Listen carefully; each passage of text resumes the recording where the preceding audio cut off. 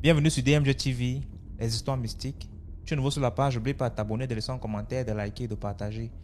Si tu veux raconter une histoire, envoie ta demande. Tu vas monter à raconter l'histoire ou alors envoie ton message, ton histoire via WhatsApp. Le numéro s'affiche à l'écran quand on va reposter la vidéo. Et tu envoies sur WhatsApp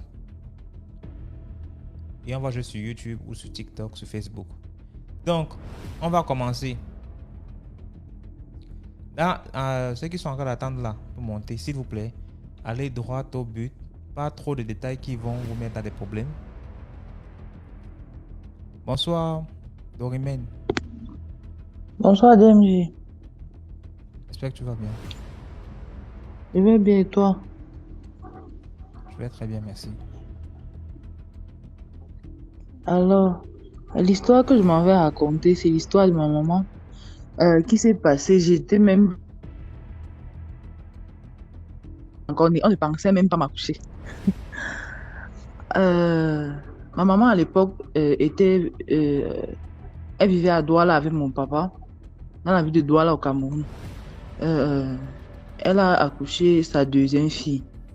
Puisque mon papa était très clair de peau, ma maman était pas, elle était disons de teint caramel. Sa deuxième fille était comme une poupée, vraiment très très claire. Donc au quartier, elle vivait dans un quartier, un sous-quartier en fait, on va dire ça comme ça. Et là-bas, mon père était un peu du genre, il faisait le marché par semaine. Donc, le dimanche, il va planifier les repas de la mère. Il va aller faire les courses, venir déposer à la maison. Tout ce qu'elle avait à faire, c'était rester et faire la cuisine, faire à manger. Donc, dans le secteur, il y avait les femmes de... La plupart des femmes qui étaient des voisines étaient des femmes du même village que mes parents. Et entre-temps, quand elle faisait la cuisine, elle servait les voisines normalement comme avant on faisait. Un jour, une copine a rendu visite à la voisine qui est très proche. Quand elle voit ma mère assise devant la porte en train d'allaiter ma feu grande sœur, elle demande à ma maman, elle demande à la voisine de ma mère, est-ce qu'une femme allaite le bébé d'une autre femme? La voisine dit, mais tu parles de quoi? Elle dit, regarde cette femme-là assise devant sa porte. Elle est en train d'allaiter le bébé d'une autre personne. Elle dit, ben non, c'est son bébé. Elle dit, celle qui est venue rendre visite dit, mais cette femme-là, elle a accouché le bébé là. Elle dit, oui. Elle dit, merde. Ma maman a suivi quand elle posait les questions. Elle se levait, donc elle est entrée dans la maison avec le bébé. Quand cette scène se passait, ça a duré à peu près 1 mois. Un matin, ma mère se réveille le matin, elle a vu que on avait rasé la tête de l'enfant juste vers le côté de l'oreille droite. On avait lissé ça correctement. C'était comme si on avait pris une lame de rasoir, rasé juste cette zone-là avec. Ma mère a donc pris peur, elle a montré cela à mon papa. Mon papa s'est dit, bon, toi tu aimes trop aller au village, sûrement tu vas comme ça aller montrer ça à ma mère au village, vous avez passé le temps là-bas à t'inquiéter que les vampires sont montés, elles sont descendues, tu ne pars pas au village. Elle a dit, ok, ça va. Elle est restée. 2 jours après, l'enfant est tombé malade. Elle avait déjà à peu près 1 an, 5 mois. Tu sais qu'auparavant, les mamans allaitaient les enfants très longtemps. Genre même jusqu'à 2 ans et poussière. Quand l'enfant tombe malade, 2 jours après, l'enfant meurt. L'enfant décède. Donc, après qu'on ait rasé la tête de l'enfant a fait 2 jours, elle est tombée malade et 2 jours après, l'enfant est décédé. C'est là où donc ma mère se met à se lamenter avec mon père. Il ramène le corps donc au village, on enterre. Quand on fait l'autopsie, mon grand-père dit que les grands-parents disent que l'enfant était victime de vampirisme, que les vampires ont mangé le foie, les poumons de l'enfant. Et depuis lors qu'on a enterré l'enfant, ma mère a refusé qu'elle ne remontait plus à Douala. Elle a dit qu'elle ne rentrait plus là-bas. L'histoire s'est passée comme ça. Ma mère a continué sa vie. Entre-temps, elle a même fait des jumelles, une qui ressemblait tellement à sa deuxième fille qui était décédée. Il n'y a pas plus longtemps qu'en 2000, c'était en 2015. Il y a l'une des voisines là qui a appelé, elle était gravement malade. Elle a demandé à ce qu'on fasse venir mon papa, qu'elle veut parler avec mon père à tout prix. C'est là où son mari est venu chercher mon père au village. Mon père est parti lui rendre visite. Quand elle voit mon papa, elle se met à pleurer. Elle demande pardon. Mon père dit que, mais tu me demandes pardon par rapport à quoi? Est-ce que toi et moi, on a eu à traiter ensemble pour que tu m'aies blessé? Je ne te reproche de rien. Elle dit non. Je te demande pardon parce que j'étais parmi les gens qui ont mangé ton enfant. Mon père dit, hey. Donc l'affaire, c'était vrai. Elle dit oui. C'est elle qui était venue raser la tête de l'enfant pour qu'on fuit avec l'enfant. Donc, quand les vampires du quartier ont organisé qu'elle devait venir manger l'enfant, elle est venue raser la tête de l'enfant dans le but de prévenir mon père pour qu'on puisse fuir avec l'enfant. Mais comme on n'a pas fui avec l'enfant, elle ne pouvait plus rien faire. Elle était obligée de participer. On a donc mangé l'enfant. Et là où elle est là, si mon père ne lui accorde pas le pardon, elle ne va pas partir. La maladie va continuer à la ronger parce qu'elle était vraiment malade du genre, elle ne bougeait plus, elle pourrissait d'un côté. Mon père lui a donc dit que, bon, j'avais accouché mon enfant. Vous avez vu que mon enfant était petit. J'étais petit pour avoir le genre d'enfant là. Vous avez mangé. Mais Dieu m'a envoyé un autre enfant. Il m'a fait, j'ai eu des jumeaux. Donc je vous ai déjà pardonné. Si tu veux partir, tu pars. Elle a donc dit merci. Quand mon papa est rentré, ça a fait 1 semaine, la dame est décédée. Et depuis lors, ma mère a la phobie du voisinage. Donc si elle arrive chez moi comme ça, quand je suis à la maison avec les enfants, si un voisin toque à la porte, elle va me faire les problèmes. Si elle se rend compte que je parle ou bien je suis en contact avec mon voisinage, elle va tellement, elle va se revivre l'histoire et se mettre à la raconter et pleurer. Chaque fois qu'elle raconte l'histoire, elle pleure son enfant, malgré le fait qu'elle a été consolée entre-temps avec les jumeaux. Mais mon histoire, j'ai raconté aujourd'hui seulement pour faire comprendre que la sorcellerie existe, même le vampirisme, ça existe.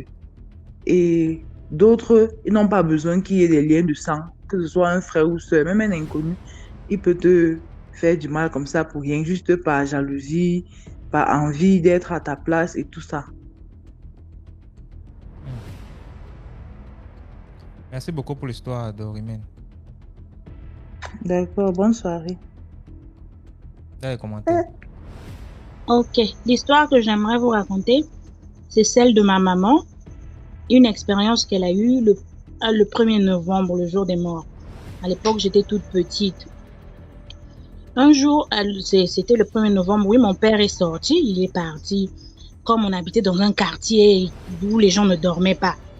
On était là, et puis nous, on a dormi. Maman est restée seule. Comment se fait-il que traiteur, hein, qu'est-ce qui se passe? Vraiment, elle était mal à l'aise parce que dans la parcelle, les gens ne l'aimaient pas. Elle se sentait mal à l'aise. Après un moment, dans la parcelle, les gens ne l'aimaient pas. Après un moment, elle a dit que non, il faut que j'aille, que je sorte, il faut que j'aille vérifier. Vous connaissez les portails là, hein, on avait un petit portique juste, on avait une clôture mais une portique. Après, elle est sortie comme notre maison était directement sur le goudron, notre parcelle. Elle est venue, elle a regardé, elle n'a rien vu, elle n'a vu personne à l'horizon. Elle a encore regardé vers le haut, elle n'a vu personne.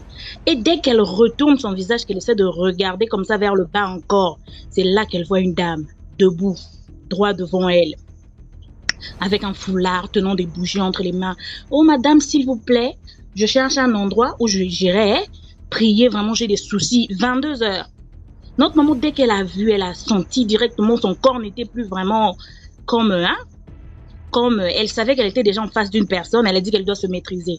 Après un moment, elle dit que non, il y a un endroit dans la ruelle qui suit là, vous pouvez aller prier là-bas. Après, la dame lui dit, non, là-bas, j'étais là-bas. Il faut me montrer un autre endroit là-bas, il n'est pas efficace. Après, du coup, elle dit que, après, maman lui dit, d'accord, dans la ruelle, qui suit? Mais après, la dame lui remercie. Merci, madame. L'histoire que je vais vous raconter, c'est ma propre histoire. D'accord. Je travaillais dans une entreprise d'un monsieur au Carrefour Tinga et Lobby.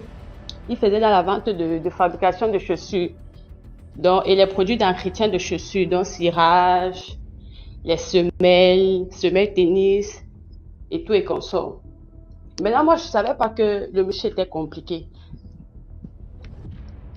Et avant que lui, il ne fasse dans le métier, il était un vendeur ambulant.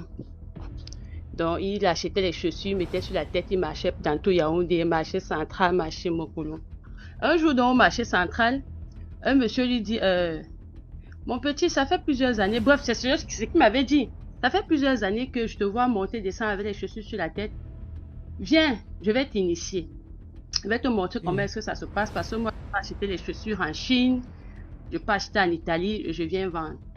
Le matériel de fabrication de chaussures, donc je les achète en Chine, en Italie, je viens vendre. Donc, c'est comme ça que le monsieur l'initie dans le business. Plus tard, il commence à évoluer. Plus tard, donc, il me recrute. Parce qu'avant de me recruter, il avait recruté. Le fait que je travaille avec lui très bien, il me dit, waouh, comme tu travailles bien comme ça, moi, je vais te prendre comme mon bras droit. C'est du genre, parfois même quand je vais aller emprunter l'argent à la banque, tu seras là, quand les gestionnaires vont venir, tu vas montrer, c'est toi qui seras mon bras droit, tu vas montrer mes boutiques, tu vas montrer mes biens et tout, et comme ça, ok, il n'y a pas de problème. Il avait augmenté mon salaire. Entre-temps, moi je travaille tranquille. Parfois, il me piégeait du genre, il met même 10 millions là, il se dit que non, je vais peut-être shipper même 10 000 ou 100 000. Mais à sa grande surprise, parce que nous, on a des valeurs. On ne nous a pas appris à prendre ce qui ne nous appartient pas. Donc, je ne calculais même pas. Moi, c'était mon travail et à la fin du mois, il devait me payer. Un mercredi, je ne peux jamais oublier, un mercredi, nous sommes en train de vendre, parce qu'on vendait aussi les tapis voitures. Nous sommes en train de vendre les tapis voitures. Voilà un monsieur qui vient, en transpirant. Il dit, combien coûtent les tapis voitures? Et les bavettes aussi des voitures. On lui donne le prix. Après, il prend 5 000. Il jette au sol exprès. J'étais avec mon collègue. Mon collègue voit la scène. Mon collègue dit, monsieur, vous avez fait tomber l'argent. Mon collègue a parlé comme ça 3 fois. La 3e fois, il se tourne. Il dit à mon collègue que les enfants têtus comme toi, je les vends 1,5 million pour boire mon vin. Pitié. Yeah. On est là-bas étonné, on se regarde. Après, il me dit, tu t'appelles qui? Moi, comme ça, là, je lui donne un faux prénom. Je lui dis, je m'appelle Christelle. Il me dit que toi, je peux te donner tout ce que tu veux, avec seulement 2 conditions. J'étais scandalisée. Je dis lesquelles? Il me dit, la première condition, c'est que tu dois toujours voyager pour moi. Donc, tu dois toujours être disponible pour voyager pour moi. Et la deuxième condition, c'est que tu dois toujours danser pour moi. Que tu viennes d'accoucher, que tu es à la cuisine, que tu sois où. Quand je t'appelle, je dis que je veux que tu danses pour moi, tu danses pour moi. Mon cœur commence à battre. Je suis étonnée. Mon boss aussi, il sort, on lui explique la situation. Il fait semblant, il entre dans la boutique. Après, je dis au monsieur que oui, j'ai compris, je vais vous faire signe. Il quitte. Il nous dit, oh, j'arrive. Mon collègue me dit, j'arrive. Je vais pas appeler mon fils, il va venir prendre les tapis. Il part. L'homme transpirait comme si on l'avait trempé dans l'eau. Le jeudi qui suivait, le monsieur qui avait montré le business à mon boss, donc le grand boss, il vient à la boutique, me trouve en train de causer avec mon patron. Comme on avait demandé un crédit dans une microfinance, donc on était en train de faire les petits projets, comme un petit business plan. Quand il entre, moi je sors parce que c'est entre eux les boss, moi je suis employé. Je sors, je les laisse. 5 minutes après, il vient. Il me dit, Aline, tu travailles ici, on te paye combien? Je lui dis que non, moi je travaille ici, on me donne 100 000. Il me dit, moi je vais te donner 150 000 si tu acceptes de venir travailler avec moi. Si tu dis oui, demain je te donne 1,8 million. Et je vais te faire ton passeport. Tu seras, comme tu es avec Samy ici, dans sa boutique, tu es son bras droit. Avec moi. Pas les noms, s'il vous plaît. Pas les noms, s'il vous plaît. Ah, ok. Que comme tu es avec le monsieur ici, dans la boutique, et tu es son bras droit, avec moi, tu seras pareil. Donc, si tu acceptes de travailler avec moi, dès demain, là, je te fais ton passeport. Et tu sais que moi, je pars souvent en Italie acheter ma marchandise, je pars en Chine et tout, je vais te faire partir. Je te jure que quand il a parlé comme ça, mon côté gauche a commencé à trembler. J'ai commencé à avoir des palpitations.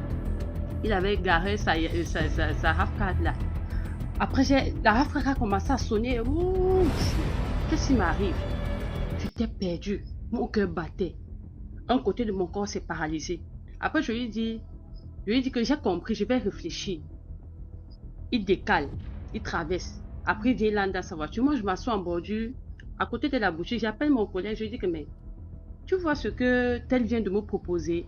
Il me dit que je laisse mon patron, je ne vais pas travailler avec lui. Il va me donner 1 800 000 si je dis oui tout de suite là. Et c'est bizarre. Et je me sens bizarre. Du coup, c'est comme si je suis malade. Mon côté gauche me paralysé. Je suis en train de trembler. J'entre dans la boutique. J'explique ça à mon patron. Que, mais comment tu dis que ça, c'est ton patron qui t'a initié dans le business. Moi, il veut venir m'enlever chez toi comment? Entre-temps, il se comprenait. C'était moi la naïve. Il dit que non, il ne peut même pas. Il ne peut pas. Et quand j'avais parlé avec le monsieur, je lui ai dit que, ok, laisse-moi le temps de réfléchir. Je vais te faire signe. On était jeudi. Quand je suis rentrée à la maison, je ne sais pas pourquoi. Je ne sais pas pourquoi. J'ai éteint mon téléphone. J'ai éteint mon téléphone, je dors. Le vendredi, je dis que, ouais, il faut aussi que je me repose. L'histoire des téléphones de tous les jours là, je pars au travail. En route, comme je vous dis là, je vois une ancienne camarade de classe. Jusqu'à aujourd'hui, je suis dans les problèmes avec elle. Je vois une ancienne camarade, elle me dit, ouais, Aline, c'est comment?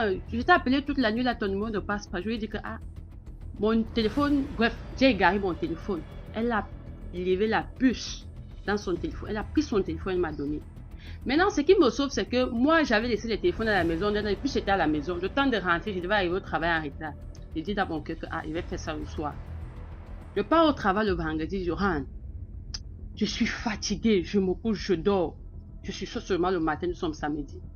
Samedi, je me réveille tard parce que je partais au travail vers 7h. Je me suis réveillée le jour là vers 8h. Donc le temps de changer, d'allumer le téléphone, mettre le téléphone dans le sac, il n'y avait plus le temps. Je suis partie. Je suis partie travailler le samedi. Je suis rentrée en soirée. La fatigue. Je ne sais pas pourquoi j'étais fatiguée, j'ai dormi. Le dimanche matin, je dis que, ok. Depuis là, ça fait il y a presque 3 jours. Mon téléphone est éteint. Qu'est-ce qu'il y a? J'allume mon téléphone. La première personne qui m'appelle, c'est mon boss. Il me dit, Aline, on recherche tel. Donc, on recherche le monsieur qui m'avait proposé. Bref, qui voulait m'avancer. Je dis qu'on le recherche. Je passe sur Facebook. Comme ça, je ne partais pas par rapport à lui. Je constate que le monsieur m'envoie la demande sur Facebook. Depuis le jeudi là, le jeudi soir, il m'a envoyé la demande d'amis sur Facebook. Donc, apparemment, il avait essayé de m'appeler plusieurs fois. J'accepte sa demande parce que moi, je ne savais pas ce qui se passait. Je me couche, je dors. Le lundi, je pars au travail. J'arrive au travail. 8h, on me dit que le monsieur tant est décédé. J'ai dit quoi? Je n'avais jamais eu ce genre de mal. Donc, c'est comme si mon cœur était quitté au niveau de la poitrine, c'est tombé dans le ventre. J'ai dit, mort comment? Je suis en train de m'exclamer. Donc, il y avait l'un des amis de mon ancien patron là. Pendant que je m'exclame, il me dit, Aline, tu es chanceuse à un niveau. Tu as vraiment, il y a les anges derrière toi. Je dis qu'il y a quoi? Il me dit que ce monsieur voulait, il avait, bref, dans leur loge, c'est-à-dire que chaque fin d'année, il devait donner quelqu'un en sacrifice. Maintenant, donc, il avait déjà donné ton nom en sacrifice. Donc, c'est parce que vraiment, le Seigneur était avec toi. Où tu es là, c'est que moi, je vais te dire, moi-même, je suis dans ça. Il n'avait pas caché. C'est après là que je me suis rendu compte que j'étais au milieu, j'étais encerclée, j'étais au milieu de... Il me dit, je vais te dire une chose. Comme lui, il est décédé. Son esprit a effet sur la terre durant 21 jours. Pendant ces 21 jours, évite que ne pas par la levée, ne pas par la mort, ne pas par l'enterrement. Parce que, comme lui, il avait déjà mis ton nom, si tu pars auprès de son corps, il va faire signe. Parce qu'ils ont leur façon de faire signe. Il va faire signe là et quelqu'un va venir achever le travail. Donc, évite. J'ai fait 1 mois de jeûne. J'étais vraiment... Comme on dit que quand le Seigneur est avec toi, c'est pour dire que vraiment, quand nous sommes avec les gens, méfions-nous de tout le monde. Il faut être prudent. très prudent même dans la vie. C'est comme ça que j'ai échappé belle. Et dans la vie, il ne faut pas avoir les longs yeux. Parce que si un seul avait les longs yeux, je prenais ce qui ne m'appartenait pas. C'est que je suis aussi partie depuis. C'était un peu mon histoire que je voulais passer. Bonne soirée. Merci beaucoup, Aline, pour l'histoire. Dans les commentaires. Alors, j'ai juste une petite histoire venant de ma famille. J'ai ma grand-mère qui a fait 10 enfants. Et de ces enfants, il y a une de mes mamans qui a rencontré un jeune homme, un étudiant, qui par hasard venait dormir à la maison. Et par la suite, on ne savait pas que au niveau à l'université, leur professeur les avait demandé de signer des pactes. Lui-même, il a dit après qu'il ne savait pas que c'était un pacte qu'on leur avait demandé de signer. Donc, le monsieur a pris les noms des gens de notre famille au lieu de mettre les noms de sa famille. Donc, il a mis le nom de mon oncle, mon nom, les noms de mes sœurs et autres. Donc, en fait, on l'avait demandé de donner son enfant. Le monsieur a refusé, il a dit de ne pas donner son enfant. On a dit de donner sa femme. Il a dit qu'il ne pouvait pas donner sa femme. Et c'est comme ça qu'on l'avait demandé de donner les noms des membres de sa famille. Mais lui, il allait mettre nos noms. Par la suite, il a réussi à avoir mon oncle, le dernier fils de ma grand-mère. Dans ces moments de deuil, on a annoncé le décès de mon oncle, qui est mort mystérieusement également. On a amené à l'hôpital, on n'a pas trouvé qu'est-ce qu'il avait et tout. On l'a annoncé le deuil, le monsieur n'est pas venu. Il n'a même pas assisté à une seule soirée, à une seule veillée, je vais dire. Jusqu'à l'enterrement. Quelques temps plus tard, après l'enterrement, c'est où il revient à la maison, chez mes grands-parents. Il revenait maintenant dormir avec sa petite amie. Donc, quand ma tante se réveille la nuit, le monsieur est en train de se bagarrer sur le lit, se lève, il est en train de se bagarrer. Laisse-moi, laisse-moi, laisse-moi. Mais tu te bats avec qui? Il ne répond pas. Tu te bats avec qui? C'est comme ça que ma tante va réveiller ses parents, son père et sa maman. Demande que, moi je ne comprends pas. Ça fait plusieurs moments que quand nous on dort, lui il se réveille toujours, il est en train de se battre, mais il se bat sérieusement. Mais je ne vois personne. Les parents ont demandé, tu as quel problème? Tu vois des choses ou tu as d'autres problèmes dans ta famille? Il n'a pas répondu. Quand il a vu que l'histoire se répétait chaque soir, il ne venait plus à la maison. Il est parti, restait maintenant chez lui. Quelques temps plus tard, quand ma tante va maintenant le rendre visite, elle se rend compte que les parents du gars ne veulent pas qu'elle voie le monsieur, le jeune homme.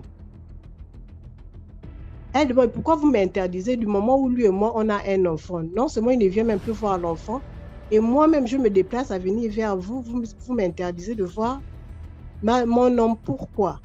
Ils n'ont pas voulu répondre.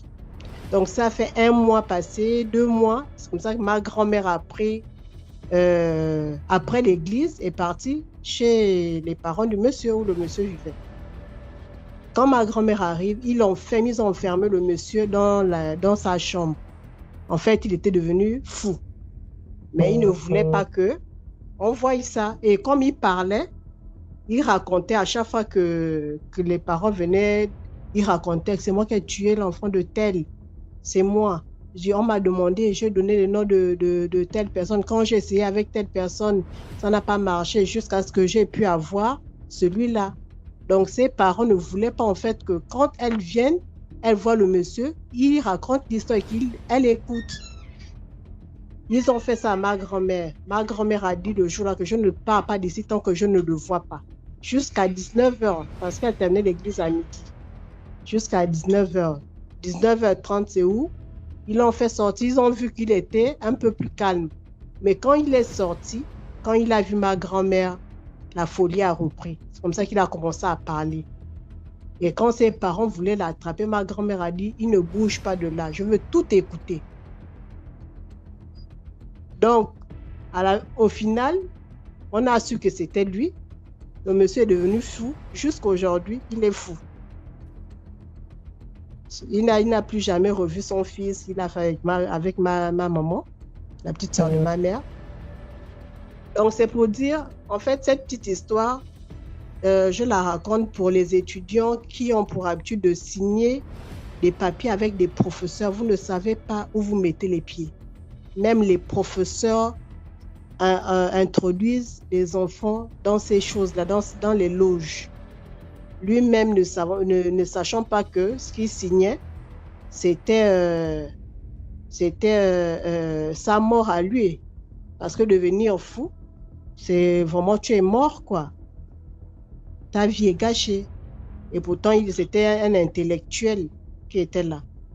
Quand vous avez déjà votre capacité intellectuelle, allez tranquillement dans vos occupations de l'école, faites ce que vous avez à faire, ne rajoutez rien. Parce qu'après, vous perdez votre vie pour rien. Faites attention aux professeurs, les professeurs. Faites très, très attention aux professeurs, les élèves. S'il vous plaît. C'était la morale de cette histoire. Merci. Merci beaucoup pour l'histoire. Dans les commentaires.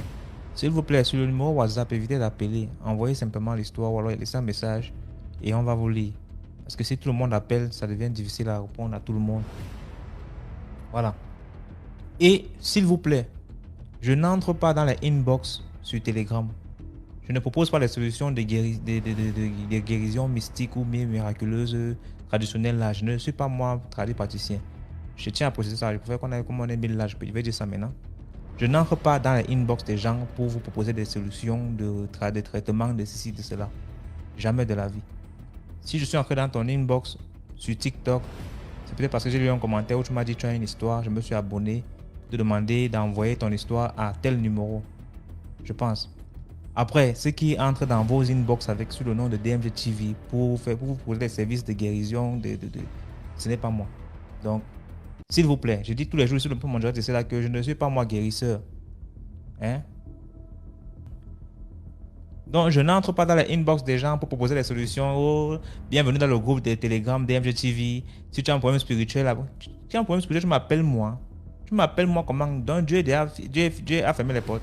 Appelle God une fois. Tu m'appelles comment? Les beautés. D'accord, Silé. Bonsoir. Ashley. Bonsoir. Bonsoir DMG. Bonsoir. Excuse-moi, je pousse d'abord un souffle de ouf parce que j'ai beaucoup douté avant de monter. J'ai un peu peur. Pas que j'ai peur, j'ai la pousse. La première fois que je fais un témoignage comme ça. Sauf dans les églises, oui, où je prospère. Alors, je suis... mon témoignage aujourd'hui porte sur moi-même. Je ne vais pas commencer vraiment au tout début parce que vraiment, comme je le disais dans les commentaires, si je commence au début, c'est très long. Ça peut prendre plus de 3 heures de temps. Mon témoignage est beaucoup plus sur la sorcellerie familiale et beaucoup de choses que j'ai vécues, que j'ai découvert. Je suis une Camerounaise qui vit actuellement au Gabon. Je vis actuellement au Gabon, mais quand j'étais au Cameroun, je vais préciser que c'est ici au Gabon que je viens découvrir beaucoup de choses qui se passaient dans ma famille quand j'étais au Cameroun que j'ignorais. Les oncles, les tantes avec lesquels je jouais tous les jours, qui me faisaient de mauvaises choses, des cousins, bref. Alors, tout commence quand je suis à Fumban, parce que je suis Bamoun, semi-Bamoun, de l'Ouest et puis du centre. Alors, étant toute petite, mes parents se séparent. Bon, ils ne se séparent pas, il y a des petits problèmes. Papa nous ramène à l'Ouest Cameroun chez lui. Il m'amène vivre chez ma tante, l'une de ses cousines, il faut préciser. Alors, je fais la rencontre d'un monsieur là-bas. Vous savez, mon papa, lui, il est musulman parce que moi, je suis chrétienne. Chez les musulmans, généralement, la femme ne va pas avec l'homme comme ça là-bas. Quand tu commences à aller avec un homme, il faut automatiquement apprêter un mariage. Alors, je fais la rencontre d'un monsieur, un jumeau, étant encore très petite parce que la vie étant difficile, la dame chez qui on m'avait laissé, elle-même son mari, n'étant pas aussi à Fumban, la vie est difficile à la maison, il faut se démerder, acheter ses petits besoins de femme. J'étais déjà une jeune femme à 16 ans, 17 ans.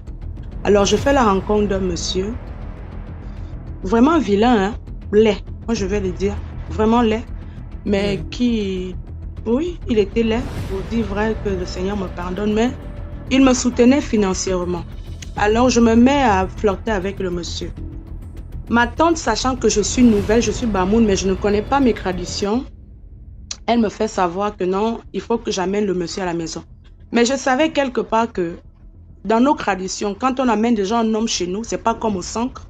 Quand une femme, une fille Bamoun amène un homme chez eux, ça veut dire que c'est pour le mariage. Alors j'essaie de retarder les choses, mais la tante elle insiste parce que les cadeaux augmentaient tous les jours. Le monsieur, il m'avertit, il me dit, si je viens chez vous, sache que c'est pour le mariage. Étant petite, je me dis, ah, c'est juste pour le bluffer, je vais le bluffer. Et puis, comme on fait tous les jours, et puis il va s'enlacer, il va se fatiguer, et puis il va partir. Alors, je rencontre le monsieur vient à la maison. Je ne sais pas ce qu'il discutait en Bamoun, mais c'est ma cousine qui me rapporte après que voilà, ils se sont déjà entendus pour le mariage et tout. À la minute, je ne me suis pas alarmée. Je me suis dit, ah, c'est juste un petit mensonge et puis ça va passer. Alors, le temps passe. Il y a l'un des neveux du roi qui arrive de l'Europe, qui veut une fille qui est assez éveillée pour la ramener avec lui en Europe pour quand il reçoit des gens. Alors, une amie, une camarade à moi, me remarque dans la classe. Elle voit que je suis éveillée. Je me bats en français et tout parce que c'est pas facile pour certains Bamoun. Alors, elle fait part de ça à son oncle qui venait d'arriver. Le problème commence là. Le véritable problème commence là. La fille vient chez moi avec son oncle dans les grosses voitures. Elle me fait appel, voilà, c'est le neveu du roi. Toutes les femmes veulent la famille royale. La Fumban, c'est un peu une famille d'exception. Alors, moi, toute naïve, je me dis, ma tante et mes cousines, c'est ma famille. Alors, je me dis, je vais parler à ma tante, genre, voilà, le neveu du roi me veut en mariage. Comme l'autre, c'est pas encore allé loin, mon papa, il n'est pas encore averti, on n'a pas encore mangé sa dot, on peut, même s'il demande à ce qu'on rembourse, on va rembourser. Du coup, j'en parle à ma tante, tout le monde fait le semblant, tout le monde fait semblant d'être content et tout. Et pourtant, en arrière, ils étaient fâchés. Ils s'en vont rencontrer le monsieur qui avait déjà commencé la dot avec moi. Pas la dot, qui avait commencé déjà à donner des présents, des cadeaux, à manger à la famille parce qu'on souffrait un peu. Ils vont lui dire, voilà, la fille que tu veux, elle est en train de t'échapper. Et quelque part, ils avaient déjà consulté des marabouts. Ils avaient déjà vu ce que moi je ne connaissais pas, l'étoile, ce que j'avais et tout. Je ne connaissais pas tous ces petits recours-là. Alors, pendant que je dors dans la nuit, avec le concours de ma tante et de ma cousine, parce que je ne dormais qu'avec les deux, ils ont coupé mes cheveux sur la tête pour aller chez le marabout pour faire ce qu'on appelle, les Béninois connaissent beaucoup ça, les mariages rituels spirituels. Moi, je ne connais pas tout ça. Je suis là, je vis avec eux, il y a mes vêtements qui ont disparu. Et ma tante me souffle là-bas un jour. Il y avait une cousine qui vivait chez une nièce aussi, qui partage le même nom que moi, qui vivait aussi là-bas. Elle m'avait soufflé un jour dans les commentaires que telle vivait ici. Elle a voulu me faire chier, mais moi je lui ai montré qu'on ne me fait pas ça. À la minute aussi, je n'informe pas mes parents parce que je me dis, bon, je ne sais pas à quel niveau ils sont allés. Mais au fil des temps, le mariage avec le neveu du roi, il se gaspille. Le monsieur même qui voulait m'épouser, ça ne marche plus. Et puis moi, avec le temps, j'ai mon bac, je vais à Yaoundé et ma tante me fait voyager pour le Gabon. Quand j'arrive ici, j'ai du potentiel, j'ai tout ce qui va avec. Il y a des gens qui se présentent, mais à chaque fois que ça veut aboutir, il y a quelque chose qui se passe. Mais c'est ça qui me fait... J'ai donc une amie ici qui me dit, mais ton histoire, tu n'as pas d'enfant, tu n'arrives pas à enfanter. Une femme comme toi, quand on te voit, on se dit tu es la femme d'un grand type, mais qu'est-ce qui ne va pas? Il faut que tu ailles voir ce qui ne va pas. Oui, oui, je suis là. Désolé, je suis en train de... Ah, d'accord. Il y a un petit problème. D'accord. Mais sinon, racontez l'histoire. D'accord. Alors, quand j'arrive au Gabon, pour la première fois, l'ami m'amène chez, ici, ils les appellent Nganga, des tradis praticiens qui te soignent, qui vont peut-être couper certains liens qui ont été faits spirituellement dans le monde spirituel et tout. Alors, j'arrive chez la dame. C'est elle qui m'informe que voilà, des choses que moi j'avais oubliées parce que étant petite, je ne pouvais pas imaginer que c'était un peu ça la cause de mes problèmes. Alors quand j'arrive là-bas, je rencontre la dame et me propose un traitement traditionnel. On commence le traitement pendant que je suis dans le traitement parce que le traitement te permet de voir des choses surnaturelles que l'œil, une personne simple n'arrive pas à voir. D'abord, ce qu'eux, ils avaient fait sur moi, c'était quoi? En amenant mes cheveux chez le marabout, c'était pour me bloquer le côté visuel parce que le Seigneur m'a fait un don, c'est de voir des choses dans les songes. Alors, ils ont bloqué ce côté-là et ils m'ont attribué un mari spirituel qui me suivait partout. Ce qui faisait qu'à chaque fois qu'un homme me voyait ou une personne s'intéressait, le mari spirituel, il prenait la place et puis il bloquait les choses. Alors, quand je suis dans le traitement, je commence à voir toutes les personnes qui avaient contribué à tout ça, mais j'étais choquée de ouf. Et le monsieur lui-même qui vient en spiritualité, il vient me dire, ce que tu es en train de faire là, c'est petit parce que toi, tu ne vas pas te séparer de moi. Il faut que je précise en ce moment-là que, parce que là, je suis devenue chrétienne, je n'étais pas chrétienne, je n'étais pas vraiment chrétienne, je n'étais pas vraiment musulmane. Donc, j'étais là au milieu parce que j'ai grandi au milieu des parents qui étaient un peu comme ça aussi. Du coup, j'avais du mal à vraiment me positionner dans quelle religion je vais appartenir. Alors, la dame a fini de faire ce qu'il y avait à faire, elle finit de me soigner. Elle m'a bien soignée. Au début, elle m'a soignée. Elle a fait ce qu'on appelle chez eux, te cacher c'est une forme de médicament, on te cache pour que les sorciers ne te voient plus. Alors, les choses se gâtent quand je vivais en famille, je déménage. Parce qu'il faut savoir une chose. Quand tu es poursuivi spirituellement, le spirituel, c'est un monde mystique, c'est comme le monde qu'on vit là. Ça veut dire quoi? Ça veut dire que si tu as un ennemi sur la terre qui te pourchasse, c'est comme un carrefour. Il se rencontre tout, ça veut dire que le Camerounais peut quitter spirituellement, venir rencontrer quelqu'un au Gabon. Peut-être tu vis quelque part, il dit, bon, moi j'ai mon ennemi qui vit où tu vis. Alors, si tu me livres cet ennemi-là, si tu me livres cette personne-là, moi je vais te donner tel montant. Alors, je déménage dans un quartier nouvellement parce que je fais mes petites activités. Le Seigneur me bénissait. J'ai pu déménager, quitter de chez ma tante avec qui je vis ici au Gabon. Quand je déménage, j'arrive dans la cité. Je suis avec une jeune femme. Elle paraît d'abord très limite, vraiment nerveuse, méchante de chez méchante. Mais moi, je me dis, moi j'ai toujours ce côté social. Je me dis, si au moins elle traverse ses problèmes, elle a peut-être des soucis. Voilà pourquoi elle ne veut pas... cohabiter avec des gens. À chaque fois que je descendais, je lui disais bonjour, Alors moi, je fais mes activités à la maison. Je suis à la maison, ça veut dire je fais une vente en ligne. Et vraiment, je vends pour une personne qui vend à la maison, je vends. Elle aussi étant une jeune femme, étant à la maison, elle n'a pas d'activité, elle ne vit que des rendez-vous. Alors, elle commence à venir chez moi parce que je lui ai donné accès de venir chez moi. À chaque fois qu'elle venait, elle voyait mes activités, mes petites tontines que je faisais. Et elle, ça a commencé à l'énerver. Tout ça, je ne savais pas. Ça a commencé à l'énerver. Je ne savais pas que la fille est sorcière. Ça commence à l'énerver. Alors, je commence à vivre un phénomène chez moi. Je suis chez moi. J'entends des voix, des gens qui m'appellent au travers des vous voyez le bidet, les crous là. Les crous des bidets là, j'entendais des voix qui remontaient, qui m'appelaient par mon nom. Mais je suis devenue folle dans la maison et à chaque fois que j'avais ça, je descendais chez la fille parce que je suis dans l'étage. Elle était au premier niveau. Je descends au premier niveau, je vais dire à la fille, ah, voilà ce qui m'arrive, je ne sais pas ce qui m'arrive. Ça ne s'est pas arrêté là. J'ai commencé à avoir des couches de nuit. À chaque fois que j'avais des couches de nuit, je saignais, mon lit était inondé de sang. Mais je me demande, Seigneur, mais qu'est-ce qui m'arrive? Mais qu'est-ce que j'ai encore fait? Je viens de me soigner, mais je ne sais pas, je ne comprends pas ce qui m'arrive. À chaque fois, j'allais voir la fille. En fait, ce qui se passe, c'est que la fille avait le même problème. Elle avait des saignements qui ne s'arrêtaient pas. Et du coup, ce qu'elle faisait, c'est quoi? À chaque fois qu'elle arrivait dans ma couche la nuit, j'entendais comme des grains de sable. Les gens qui peuvent encore connaître comment les trucs de sorcellerie là se passent. Quand ces gens-là arrivent chez toi, tu entends comme les grains de sable sur ta toiture. À chaque fois qu'elle atterrissait, les grains de sable, elle descendait dans ma couche. Même si j'ai fait quelle prière, elle va réussir à me faire les couches de nuit. Alors, je tombe sur un live TikTok. Excusez-moi, je vais un peu parler de ça. Où on parle, on fait de la prophétie.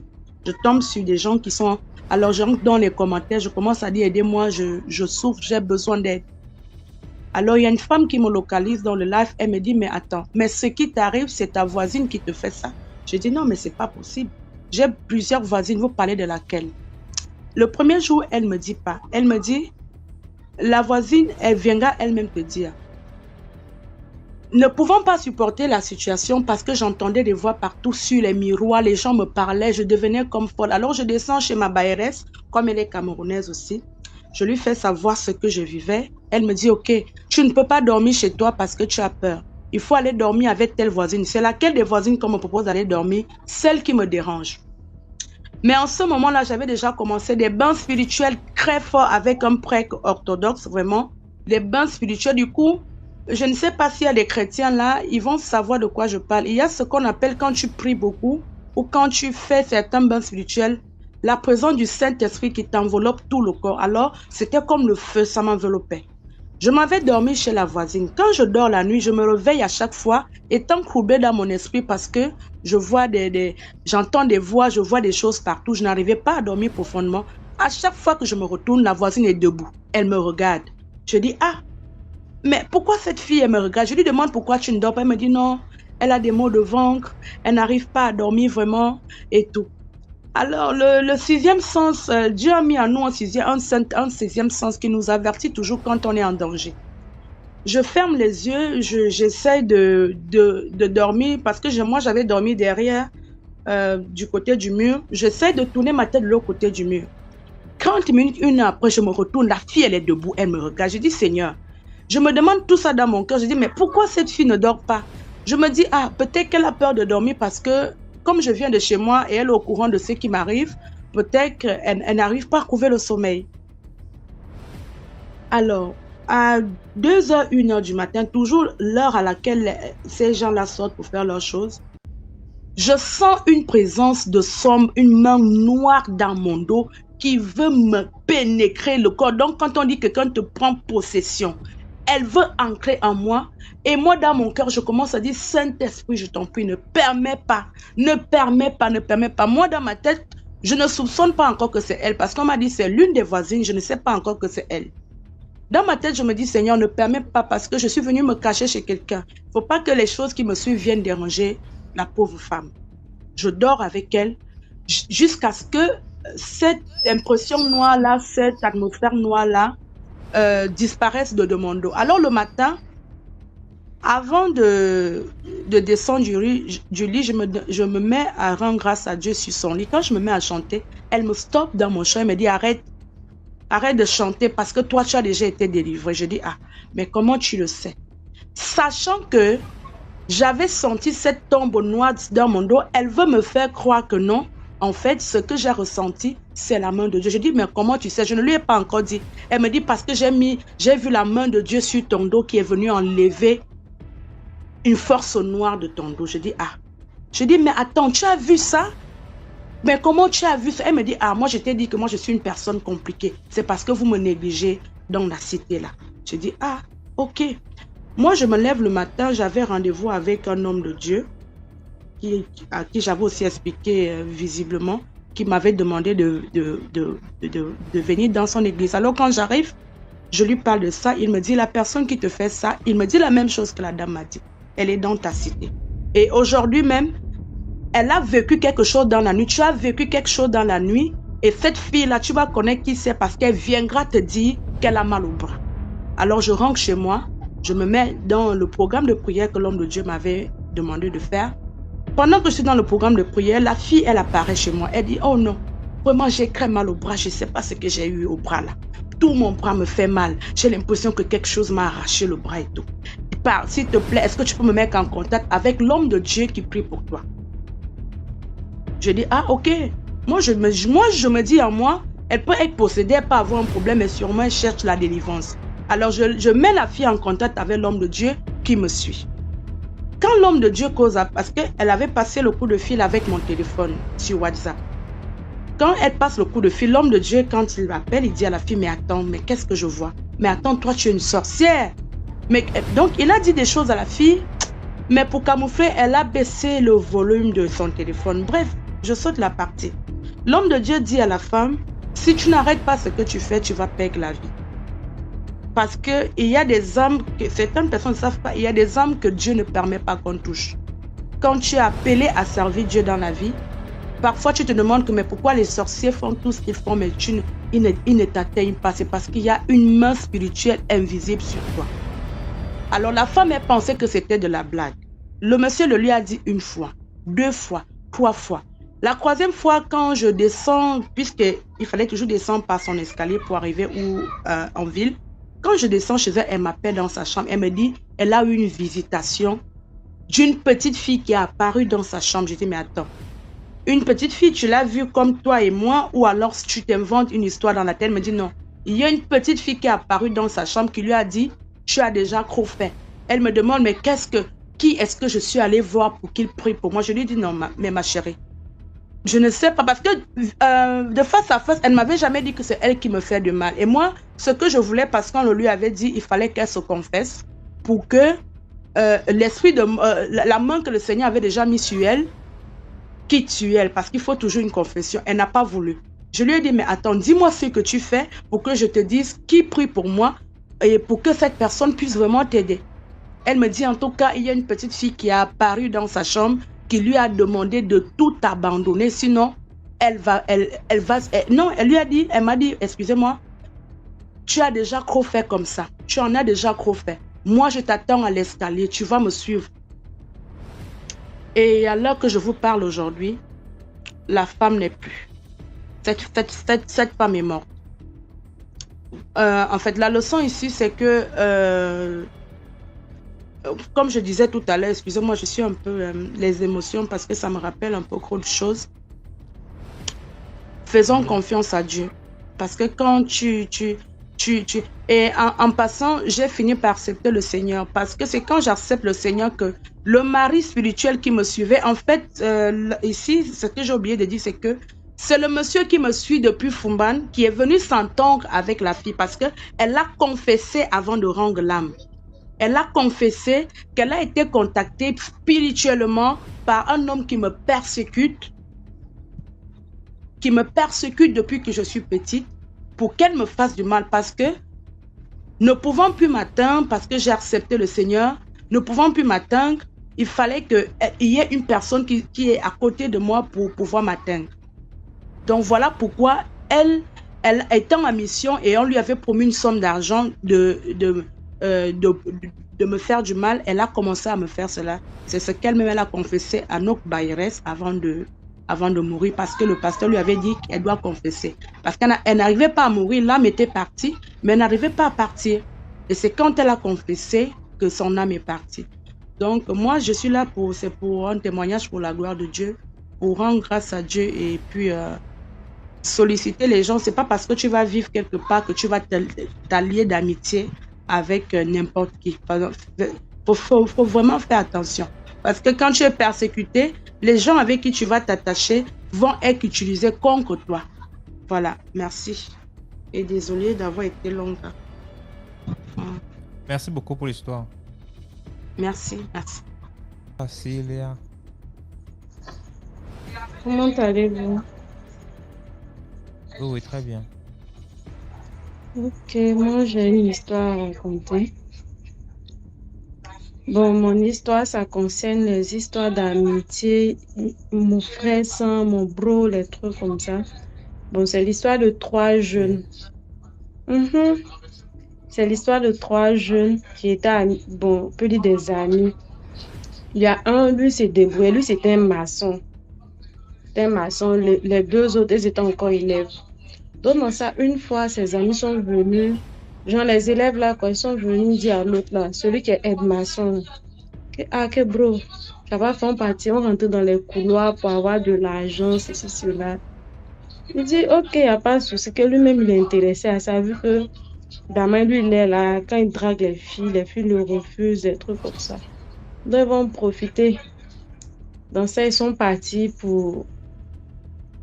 Ils sont allés voir le féticheur pour voir faire le médicament. Donc, arrivé là-bas, le marabout a dit que vous êtes venus à 3. Demain, vous êtes venus à 3. Parmi vous, là, c'est un qui sera l'agent, votre agent. Donc, les 3 se regardaient. Qui va se donner? Donc, le marabout dit, ok, vous partez. Je vais vous donner rendez-vous individuellement. Donc, l'ensemble va donner rendez-vous individuellement. Malheureusement, celui qui était aide-maçon, c'est lui qui logeait d'abord un de ses amis qui venait, bon, souvent les week-ends, qui venait dormir chez lui, qui a pris son chocoto pour aller donner au marabout. Donc, le marabout a travaillé dessus. Donc, c'est lui qui est devenu l'agent. Il est tombé malade. Ça n'allait même pas chez lui. Il était gravement malade. Ses amis n'ont rien dit. Ils n'ont pas dit à la famille. Ils se sont cherchés. Le jeune était gravement malade. Ça n'allait pas. Donc, sa grand-mère est venue le chercher. Ils sont allés au village. Ils vont voir les tradis praticiens, les trucs comme ça. Quand on arrive là-bas, les tradis praticiens disent de lui demander que lui-même, il connaît la cause de sa maladie. À chaque fois qu'on lui demande, il dit non, que lui, sait pas, que sûrement les gens sont jaloux de lui au travail là-bas, vu que lui gagne beaucoup de gombo. C'est à cause de ça, ils l'ont lancé, ceci, cela. Bon, toujours, c'était comme ça. En ce moment, son papa était au village. Donc, ils ont appelé son papa. Son papa a encore consulté au village. Son papa a consulté au village. Il a vu que c'est l'un de ses amis qui l'a livré, puis c'était déjà tard. Ça n'allait pas chez lui, il a commencé à pourrir, il était là même pourrissait sur lui jusqu'à... C'est avant de mourir, il a avoué que non, que lui, il est parti avec des amis, aller faire médicaments. Ils sont allés faire médicaments d'argent, mais lui, c'est plus ce qui s'est passé. C'est le marabout même qui a dit que parmi eux 3, là, il y a un qui allait mourir. Genre, c'est lui qui allait devenir l'agent, quoi. Maintenant, Gamin, lui, voit sa situation, il sait que c'est lui. Donc, dans ça, avant de mourir, là, il a vomi un poisson cru. Poisson cru qu'il a vomi. Il est décédé, ils sont allés l'enterrer. Donc, aller dans sa maison, aller ramasser ses effets. Quand ils sont arrivés, ils ont vu des canaris, savon de chance, les trucs comme cela. Ils ont vu, ils ont ramassé tout, ils ont brûlé. Maintenant, ces 2 amis en question, là, actuellement, je ne vais pas dire leur nom parce que ceux qui sont en Côte d'Ivoire même les connaissent bien même. Ils sont des brouteurs. Ils ont de l'argent aujourd'hui, tout. Mais malheureusement, l'autre, c'est lui qui est devenu le sacrifice. Donc, vos histoires d'amis, mon bro, là, faites très attention. Parce que les coris sont lancés. À tout moment, c'est tout on peut prendre pour faire médicaments. C'était ma petite histoire de ce soir. Merci beaucoup pour l'histoire. Je vous en prie. Dans les commentaires. Ok. Bonsoir. Bonsoir. Bonsoir DMG, bonsoir la communauté. J'espère que tu vas bien. Je vais très bien par la grâce de Dieu, vraiment. Je salue tout le monde. C'est un réel plaisir de monter ce soir-là. Je voudrais raconter une histoire, mais bon, je ne sais pas comment l'intituler. Mais c'est pour interpeller surtout les jeunes filles, les jeunes femmes, bon, par ricochet les hommes aussi, si vous le voulez, qu'il faut vraiment faire attention parce que le fait d'abandonner, pas abandonner, mais quand une fois mariée, nous les femmes, on a souvent l'habitude de tellement se consacrer corps et âme dans la belle famille et abandonner un peu notre famille. Et le jour où ça tourne mal, c'est un peu compliqué. On se retrouve comme un soldat tout seul au front. Voilà. Donc, je crois, j'ai 2 histoires, mais je vais prendre une et je reviendrai. Vraiment, à cause de raconter l'histoire, là, j'ai cherché à abonner jusqu'à. Jusqu'à le nombre là est venu. Voilà, je suis en train de raconter l'histoire. Hey! Wow. Merci. Vraiment que le Seigneur te bénisse, DMG. Vraiment, il faut souvent être à l'heure. Je sens que cette semaine-là, tu es souvent à l'heure parce que c'est avec tes YouTube là que je pars préparer. Donc, quand tu es en retard, ça ne m'arrange pas. D'accord. Bien, donc je vais raconter l'histoire de ma proche amie, vraiment. C'est un peu, ce sera ma soeur. Alors, elle était, quand elle s'est mariée, dès le début, la belle famille l'a vraiment, disons, détestée. Oui, ce n'est que le mot parce que, vu tout ce qui se passait, tout ce qu'on lui faisait, c'est une dame qui travaillait, c'est une dame qui se débrouillait, très dynamique et tout. Et elle, sa famille n'est pas vraiment dans le besoin, tout ça. Donc, elle a pris sa belle famille vraiment comme sa propre famille. Et elle faisait les choses vraiment d'un seul cœur. Elle prenait les gens, vraiment. Mais le cœur de l'homme, bon, c'est peut-être pas seulement les belles familles, mais les hommes en général sont très mauvais. Et elle a vraiment donné. Et tellement que la haine, je ne vais pas rentrer dans les détails pour ne pas être longue, laisser la place aux autres. Mais il y a eu des travaux mystiques qui ont été faits sur cette amie-là. Et cette amie étant chrétienne, étant très, très enracinée, les combats étaient... Chaque fois, elle me rapportait vraiment les combats, tel s'est passé, tel s'est passé, tel s'est passé.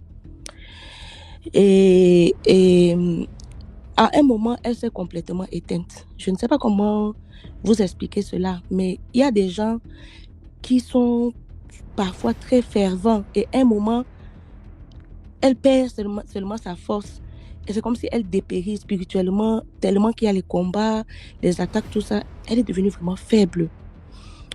Et jusqu'à ce qu'un jour, elle s'éloigne de la ville. Je ne vais même pas citer la ville là pour qu'on ne reconnaisse même pas rien. Je ne vais même pas donner de détails. Donc, elle voyage. Elle va s'installer ailleurs. Et lorsqu'elle s'installe ailleurs, donc, c'est là où c'est comme si un voile est tombé de ses yeux. Elle se rend compte que elle ne faisait que, avant de quitter même, elle ne faisait que faire certains rêves. Et les rêves là, elle me racontait dans les rêves là que elle se retrouvait souvent au bord de l'eau. Et elle flânait au bord de l'eau. Et il y avait souvent des gens qui étaient assis au bord de l'eau, qui parlaient, qui riaient, tout ça. Comme si c'était une sortie récréative comme ça. Et elle passait et elle leur souriait. Et elle les saluait. Ah, comment vous allez? Tout et tout. Et à plusieurs reprises, on l'invitait. Non, viens manger avec nous. Et elle se rendait compte que le plat qu'on lui proposait souvent, c'était le poisson. C'était toujours le poisson. Et elle a toujours refusé le poisson là. Jusqu'à ce qu'un jour, elle fasse un dernier rêve. Et dans ce rêve-là, elle voit donc sa belle-sœur. Elle voit donc sa belle-sœur qui était venue une fois que dans les rêves là, et c'est le même rêve là qui se répétait, elle refusait le poisson là. Et sa belle-sœur donc dans le rêve vient. Et elle vient donc et elle commence à se fâcher contre elle. Elle dit, mais tu te prends pour qui? Toi, toujours, on te propose de manger le poisson avec nous. Tu te prends pour qui? Tu te crois trop différente. Genre, elle a vraiment agressé mon amie là. Jusqu'à ce qu'elle appelle. Je suis dans le rêve. Hein. Je suis dans le rêve de la dame là. Donc, elle appelle deux de ses autres beaux-frères là pour maintenir la dame. Et elle prend donc le poisson là et elle fait ingurgiter ça à ma copine là. Elle fait ingurgiter ça à ma copine de force. Elle lui dit, désormais là, tu seras comme nous, tu te prends trop. Tu penses que tu es qui? Bon, bref. Et elle se réveille. Et avant de se réveiller, heureusement, bon, ceux qui sont avertis spirituellement comprendront, Elle dit donc à la dame que quoi que tu fasses, ça ne va pas agir contre moi. Et elle se réveille. Et bizarrement, elle me dit que quand elle s'est réveillée, elle avait une forte nausée. Elle avait une forte nausée et lorsqu'elle se lève, donc elle part, elle vomit. Et après, elle n'a plus fait attention à cela. Donc, c'est plusieurs mois après, donc elle part dans un programme à l'église et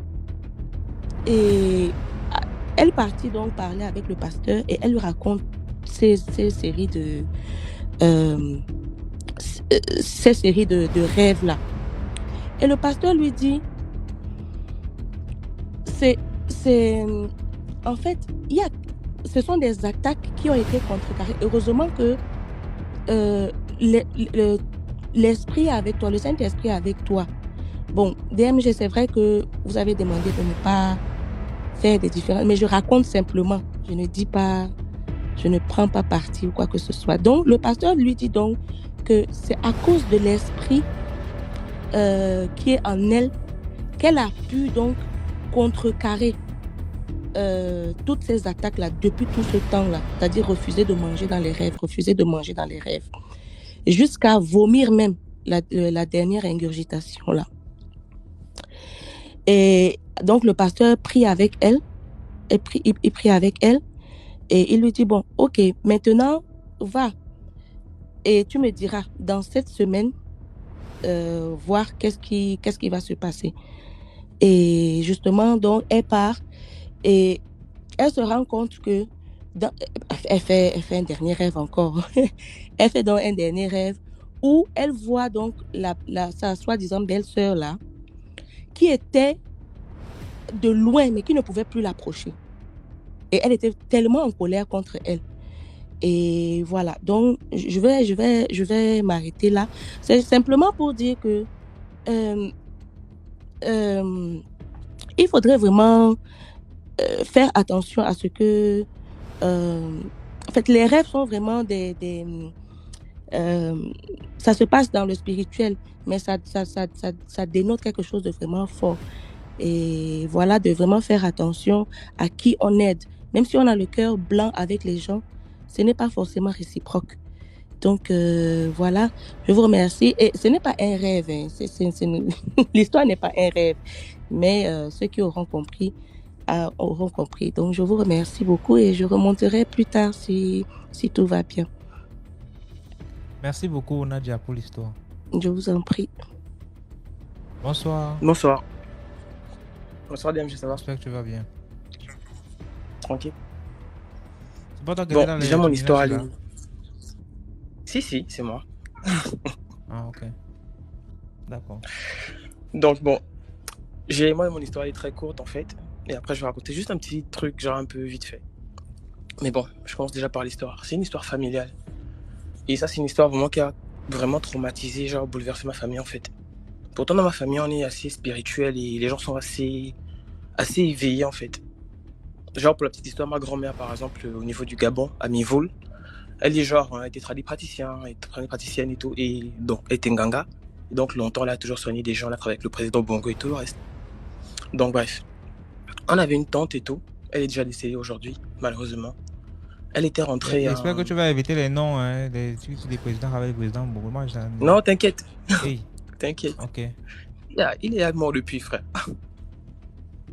Donc, bref. Ici, on gère le spirituel aussi. Tu vas appeler les gens qui vont venir nous ici, là. T'inquiète, moi, je suis là. Donc, j'avais une tante à l'époque. Elle était nonne, tu vois. Elle était sœur à la cathédrale Sainte-Marie, ceux qui connaissent un peu. C'est la grande cathédrale de Libreville. Et là-bas, il y a un endroit qu'on appelle les Béatitudes. C'est là-bas où les sœurs sont logées. Les sœurs, là-bas où les sœurs sont logées. Et tout le temps, genre elle a vécu là-bas peut-être pendant 4-5 ans et tout. Et pendant un certain temps, elle a commencé à tomber tout le temps malade. Tout le temps, elle tombait malade. Et les gens se demandaient, c'est quoi en fait? Et vu que dans la famille, il y a des Nganga et tout le reste, on lui disait, va au village en fait, tu te fais soigner.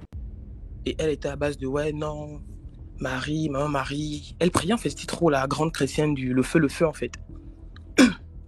Du coup, elle ne voulait plus croire en ce genre de choses, de la tradition, la spiritualité africaine. Elle n'était plus dans ça, en fait. Elle était restée concentrée dans le christianisme. Elle était non normale. Et moi, je me souviens, en tant encore petit, souvent lorsqu'ils faisaient des petites fêtes, des kermesses et tout, on allait, tu vois. Maman nous prenait, nous emmenait et tout. Donc, on partait tout le temps là-bas. Et là-bas, il y avait une dame, je crois que c'était... il y avait la sœur supérieure, celle qui gérait un peu tout le reste. Par contre, il y avait une autre dame, c'était aussi une sœur, mais elle était un peu plus... Elle était, bon, pas agressive, elle était, disons, c'est quoi le terme? Elle était un peu méchante, en fait. Elle était un peu méchante. Même avec nous, les enfants, quand on venait, elle était méchante avec nous. Et notre tante là tombait tout le temps malade, ça n'allait vraiment pas, ça n'allait pas. Et un jour, elle a fui le couvent là-bas. Elle est venue se réfugier genre chez ma mère.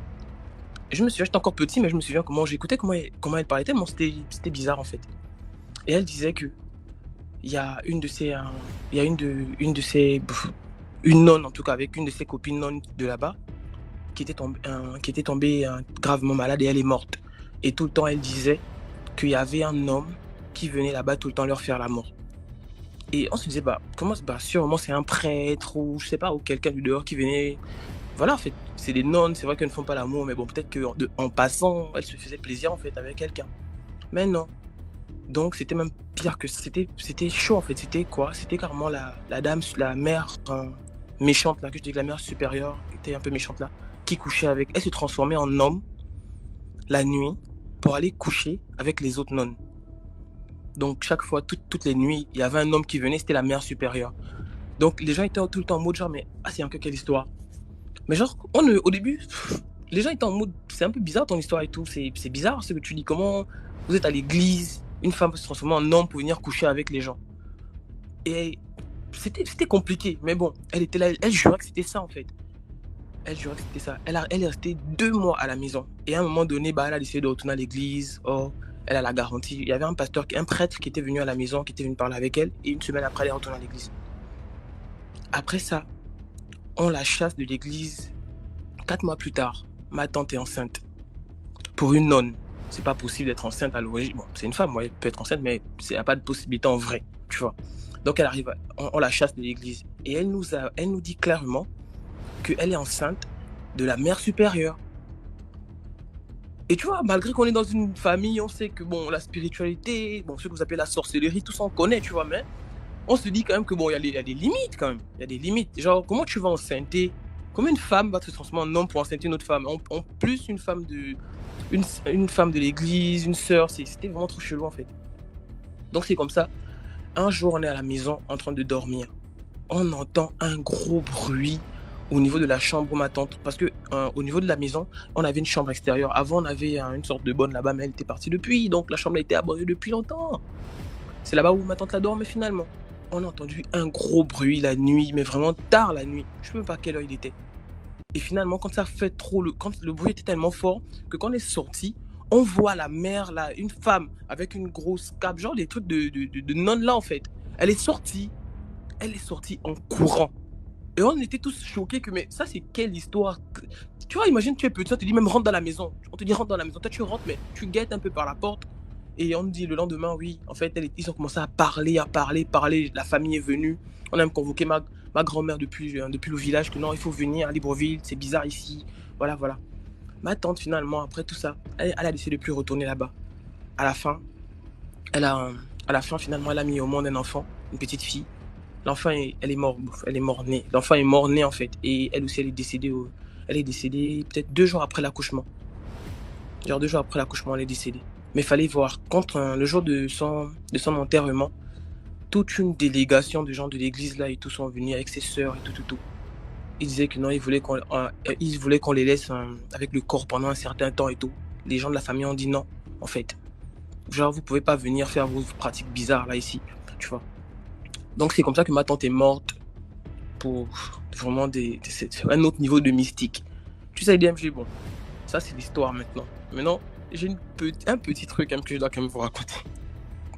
Ça c'est bon. Tout le temps tu dis je suis un Illuminati, mais en vrai je suis pas Illuminati. Je suis juste un peu spirituel. Bref, un jour, il y a même pas 3 mois. J'étais tranquille ici au Sénégal, vu que moi je vis à Dakar. J'étais tranquille ici. Et j'ai un pote, lui il est en France. Et souvent, lui et moi, on fait des sorties spirituelles ensemble, tu vois. Souvent, on fait des sorties spirituelles. Et le jour-là, j'étais tellement fatigué, mais il voulait qu'on aille quelque part. Genre, il insistait trop. Ouais, Dre. Je suis bon, ok, tombe. Donc, le gars, il est venu, genre, spirituellement, il est venu, il m'a pris, on est parti. Et en partant, on était au niveau toujours de. On n'était pas encore sorti du Sénégal, en fait. On était censé aller ailleurs, on n'était même pas encore sorti du Sénégal. Une fois on commence à avancer, il y a quelqu'un qui, je sais pas comment la personne a fait en fait. Il y a quelqu'un qui a attrapé mon ami directement par les pieds, il a balancé, il était coincé. Et genre moi j'étais en mode, genre je savais pas qu'on pouvait attraper quelqu'un lorsque tu fais une sortie spirituelle en fait. Du coup j'étais un peu étonné. Bon j'étais pas un peu étonné, en vrai j'avais peur, tu vois. Du coup je suis descendu aussi pour essayer de voir ce qui se passait. Personne ne m'a rien fait et tout. Et il y avait c'était des vieux, c'était des papas sénégalais et tout. Des papas sénégalais qui étaient en train de l'attraper et tout. Et ils disaient que, mais toi tu fais quoi ici? Et ils disaient que le piège c'était pour quelqu'un d'autre en fait. Mais vu que mon ami est tombé dedans, il doit forcément payer l'amende. Ils sont que, quelle histoire d'amende et tout. Genre moi, je sais pas, au début j'ai eu peur, mais après ça m'a fait rire parce qu'ils n'avaient pas l'air méchants en fait. Ils n'avaient pas l'air méchants. Du coup, ça me faisait un peu rigoler. On essayait maintenant de discuter avec eux et tout. Le temps ne faisait que passer. Le jour commençait à se lever. Il fallait maintenant rentrer. Moi, je suis à Dakar. Ça va. Je suis à côté. Donc, je pouvais gérer tranquille. Mais le frangin, lui, s'il restait, ça pouvait être grave, en fait. D'après ce que, jamais vécu, jamais eu un retour compliqué. Mais d'après ce qu'on m'a déjà dit, c'est que si tu as un retour, tu peux avoir un retour très compliqué, c'est dangereux. Donc, le gars, il était maintenant là et tout. Plus le temps passait, plus ça devenait maintenant, c'était plus risible en fait, on ne pouvait plus rire. Parce que là, ça devenait sérieux et les vieux là voulaient vraiment qu'on laisse quelque chose. On était maintenant en train de réfléchir que, on va faire comment? Essayer de négocier avec les papas là, rien. Les papas sénégalais sont méchants. Ils sont méchants. On a commencé à négocier, rien. On te dit, à un moment donné, on arrive aux environs de 5 heures comme ça là. À partir de 5 heures, c'est chaud. C'est vraiment très très difficile pour rentrer. Genre, c'est vraiment difficile. J'ai senti que, moi je sais pas qu'est-ce que je vais faire, J'ai senti que là je ne pouvais pas rester en fait. Donc moi je suis retourné directement rentrer, mais je commençais à m'inquiéter et tout. J'ai attendu peut-être genre toute une journée. J'ai écrit à mon pote que, frère, à quel niveau et tout. Le gars ne me répondait pas. Une semaine passe, 2 semaines, j'appelle même les gars qui sont en France avec lui que, est-ce que vous voyez pas le frangin là-bas et tout, est-ce qu'il va bien? On ne me disait rien. Le gars il m'écrit une affaire de 3 semaines après. Genre comme si tout allait bien et tout. Il me dit non, il y a quelqu'un qui va passer chez toi d'ici là et tout. J'ai dit, comment ça quelqu'un va passer chez moi? Je commence un peu à flipper que genre que Joe man, arrête tes bails en fait, qui va passer chez moi? Laisse-moi tranquille. Le même jour, genre, il était quoi? Quasiment 1 heure. Oui, quasiment 1 heure. Vu que moi, généralement, je regarde la télé, je vis quasiment au toit. Je regarde la télé toute la nuit globalement et tout. Genre, quelqu'un balance des petits cailloux sur ma vitre. Des petits cailloux. Je sens que, ça c'est qui? Donc quand je me suis dit que c'était un de mes amis du quartier, je sais pas en fait. Quand je tire la baie vitrée comme ça, je vois un papa habillé en blanc. Il me dit, Dre, descends. Je regarde, je me dis peut-être que c'est mon bailleur, mais je sens que c'est pas mon bailleur il est quand même assez grand de taille. Du coup, je descends en fait. Quand je descends, il me dit, ouais, en fait, on a libéré ton ami et tout, mais depuis là, vous ne nous avez pas donné ce qu'on vous a demandé. Sinon, si vous ne faites pas ça, vous-même, vous allez vivre les conséquences. On vous a dit qu'on voyage comme dans le désordre. Et moi, j'étais en mode, ok. Maintenant, vous voulez quoi en fait? Il a commencé à me dire, ouais, tu nous fais un Orange Money et tout. On te dit que dard, comme ça, j'ai justement remonté à la maison. Je n'avais pas l'argent sur Orange Money. Il m'avait demandé 15 101 francs. Je lui ai dit, je fais 15 101 francs comment? Les 1 franc du haut là, je fais ça comment avec Orange Money? Oh non, tu dois tout. On est parti. 1h du matin, je suis descendu avec l'argent. Je lui ai dit, non, si je te donne l'argent maintenant là, j'ai pas de 1 franc, c'est pas possible en fait. Il a commencé à se fâcher, à crier et tout. Les gens commençaient à sortir. J'ai dit que, pardon, les choses de la honte. Allons la bosse sur le côté. J'ai discuté avec lui. Je lui ai dit, bon, si je te donne ça demain, tu peux augmenter, il n'y a pas de problème. Il m'a dit, ok. Il ajoute 10 000 donc. Il ajoute 10 000 donc 20. Il avait ajouté 10 000, ça faisait quoi, 25 000, 1 franc, un truc comme ça. Le lendemain, j'ai fait un Orange Money. J'ai trouvé un moyen de vraiment genre envoyer avec le 1 franc haut là. C'était chaud, mais on a quand même réussi et tout. Juste pour dire après, pour l'histoire là, juste en fait que, ouais, je sais qu'ici parmi nous sur le live là, il y a des gens qui font le voyage, les voyages spirituels, les voyages mystiques. Moi, je m'en cache pas, ça me fait pas peur. C'est quelque chose que je trouve normal, tu vois. Même si ceux qui ne connaissent pas auront peur de ça, c'est leur problème. Ils vont nous traiter de sorciers, c'est leur problème. Mais en vrai, il y a des moments, en fait, ne le faites pas si vous ne maîtrisez pas encore en fait. Parce que je connais beaucoup là qui viennent souvent dans mon statut, dans mon inbox pour me demander, ouais mais Dre, comment on fait. Pardon, arrêtez de venir me demander des choses. Je vous vois beaucoup là depuis en train de commenter. Ne venez pas me demander les bails. Moi-même, je ne maîtrise pas encore bien. Je fais parce que depuis que je suis petit, je fais ça naturellement, comme nous tous ici, même si vous ne le savez pas. Mais bon, bref, je m'arrête là. D'accord, merci beaucoup pour l'histoire. De rien. Le live qu'on fait ici, c'est pas un live, c'est pas la blague, hein, c'est pas le live de challenge cadeau. Hein. Ou bien des lives où on fait des danses là. Ici, c'est le live mystique. Et les secrets qui sont révélés ici là, peut-être d'autres vont monter blaguer, mais il y a plus de, il y a des trucs qu'on dit ici là qui sont vraiment des secrets qui sont révélés, des gens, des sectes là, des gens haut placés. Et il y a plusieurs ennemis qu'on se fait. Tous les jours, il y a des ennemis qu'on se fait. Ce n'est pas un endroit pour venir blaguer bêtement avec les gens dans les commentaires que on dit tu manges le coquille, je dis oui, je mange le coquille. Tu ne sais pas qui est qui. On peut te dire un truc dans les commentaires, tu viens, tu acceptes ça, tu sais c'est qui. C'est dangereux, peut-être pour vous là, vous voyez seulement parce que vous êtes là en train de regarder simplement. Moi, je suis exposé. Mon visage est là, partout dans les vidéos, on partage là, c'est mon visage qui est là. Hein? Je ne peux pas blaguer n'importe comment quand ça concerne ma vie, mon ami. Tu vas me dire que je suis un peureux parce que je me protège. Ah, c'est à toi de voir. Mais entre-temps, si j'étais peureux, c'est que depuis le deuxième jour, j'ai arrêté le direct. C'est parce que voilà, il y a des gens qui m'ont écrit dans mon inbox depuis. C'est pas aujourd'hui. Donc s'il fallait arrêter à cause de la peur, c'est que j'ai arrêté depuis. Mais je sais que je me protège, donc je ne risque pas, ça ne me dérange pas de faire les directs. Donc si vous ne comprenez pas ça comme ça, ceux qui ne comprennent pas en tout cas, c'est pour eux là-bas. Si ce que ça va me coûter, que vous me dites que je suis peureux, ok. Je vais dire que c'est moi qui suis affiché là à l'écran. Avec les sorciers qui montent, avec les démons qui sont dans le direct. Parce que dans le direct, là, il y a même ceux qui commandent là, il y a des démons dedans. Hein. Allez faire ami avec quelqu'un que vous ne connaissez pas. Donnez-vous rendez-vous. Rencontrez-vous. Venez dire que c'est sur DMG TV que vous avez fait la rencontre. Et quand vous allez mourir, on verra qui va mourir. Bonsoir Rose. Allô DMG, bonne année. Bonne année. J'espère que le réseau sera stable. Depuis, c'est pas très bon de mon côté. Bon, je vais raconter une histoire. En fait, elles sont même deux, mais bon, peut-être je remonterai plus tard. Mais c'est la même chose en fait. Évitez à ce que on ne vous donne des cadeaux que vous ne pourrez rembourser plus tard. En fait, quand j'étais au lycée, je vais faire vraiment l'effort de ne pas citer les noms parce que il y a beaucoup de contemporains qui sont encore vivants.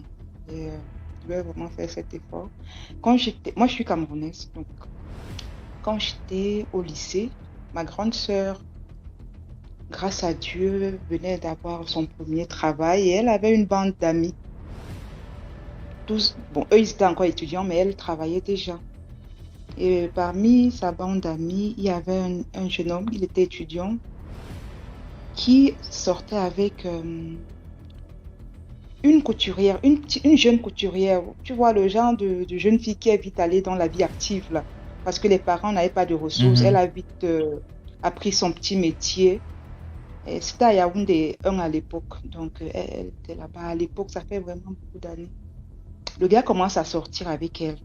Et vous savez, nous, on a souvent un dicton là que les étudiants sont les fauchés. L'amour d'un étudiant, là, quand le gars te dit que tu es belle ou qu'il t'aime, c'est parce qu'il sait que tu peux tourner la marmite et il va manger, quoi. Lui aussi était quelqu'un de famille démunie. Donc, il commence à sortir avec la jeune fille. La romance se passe bien et tout. Mais le problème, c'est quoi? C'est que, franchement, à un moment, il a quitté sa chambre pour retrouver la jeune couturière.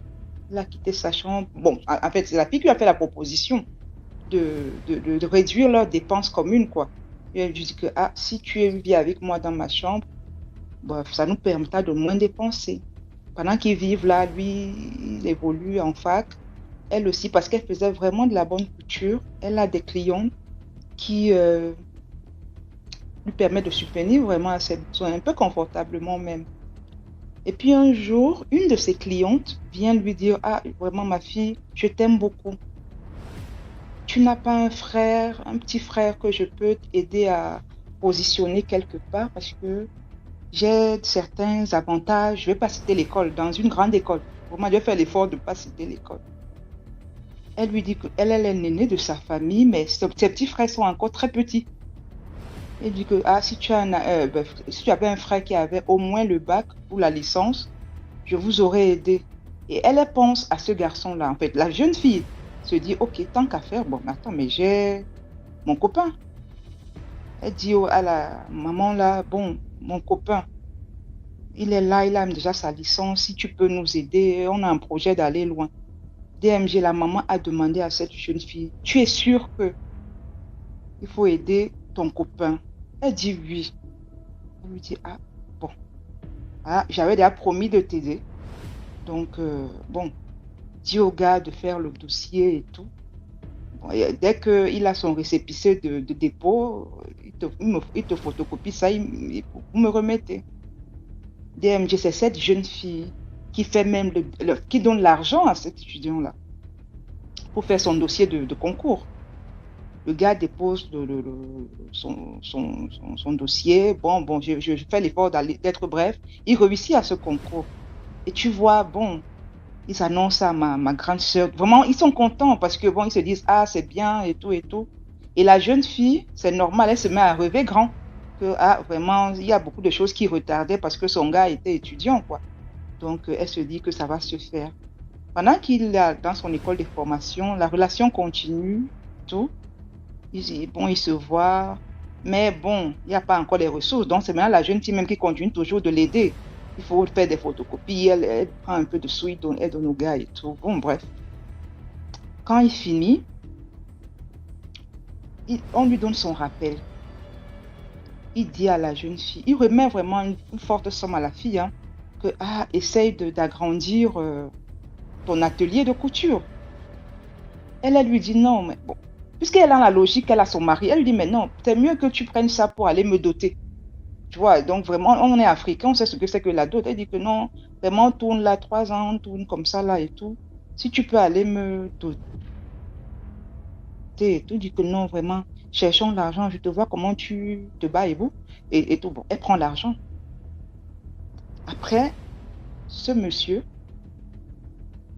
dit, en fait, il raconte à sa dulcinée que vraiment les affectations sont sorties, mais on m'a envoyé à l'Est.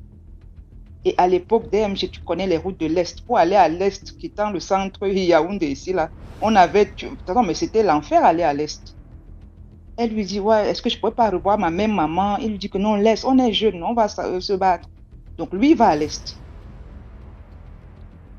Clopique au plan, mais bon, il n'y a pas de téléphone comme maintenant, hein, où tu peux appeler ton compagnon tous les jours. Il lui dit, non, c'est moi qui ferai l'effort de venir. Et quand il peut vraiment, il arrive et ainsi de suite. Mais après, il commence à s'éloigner.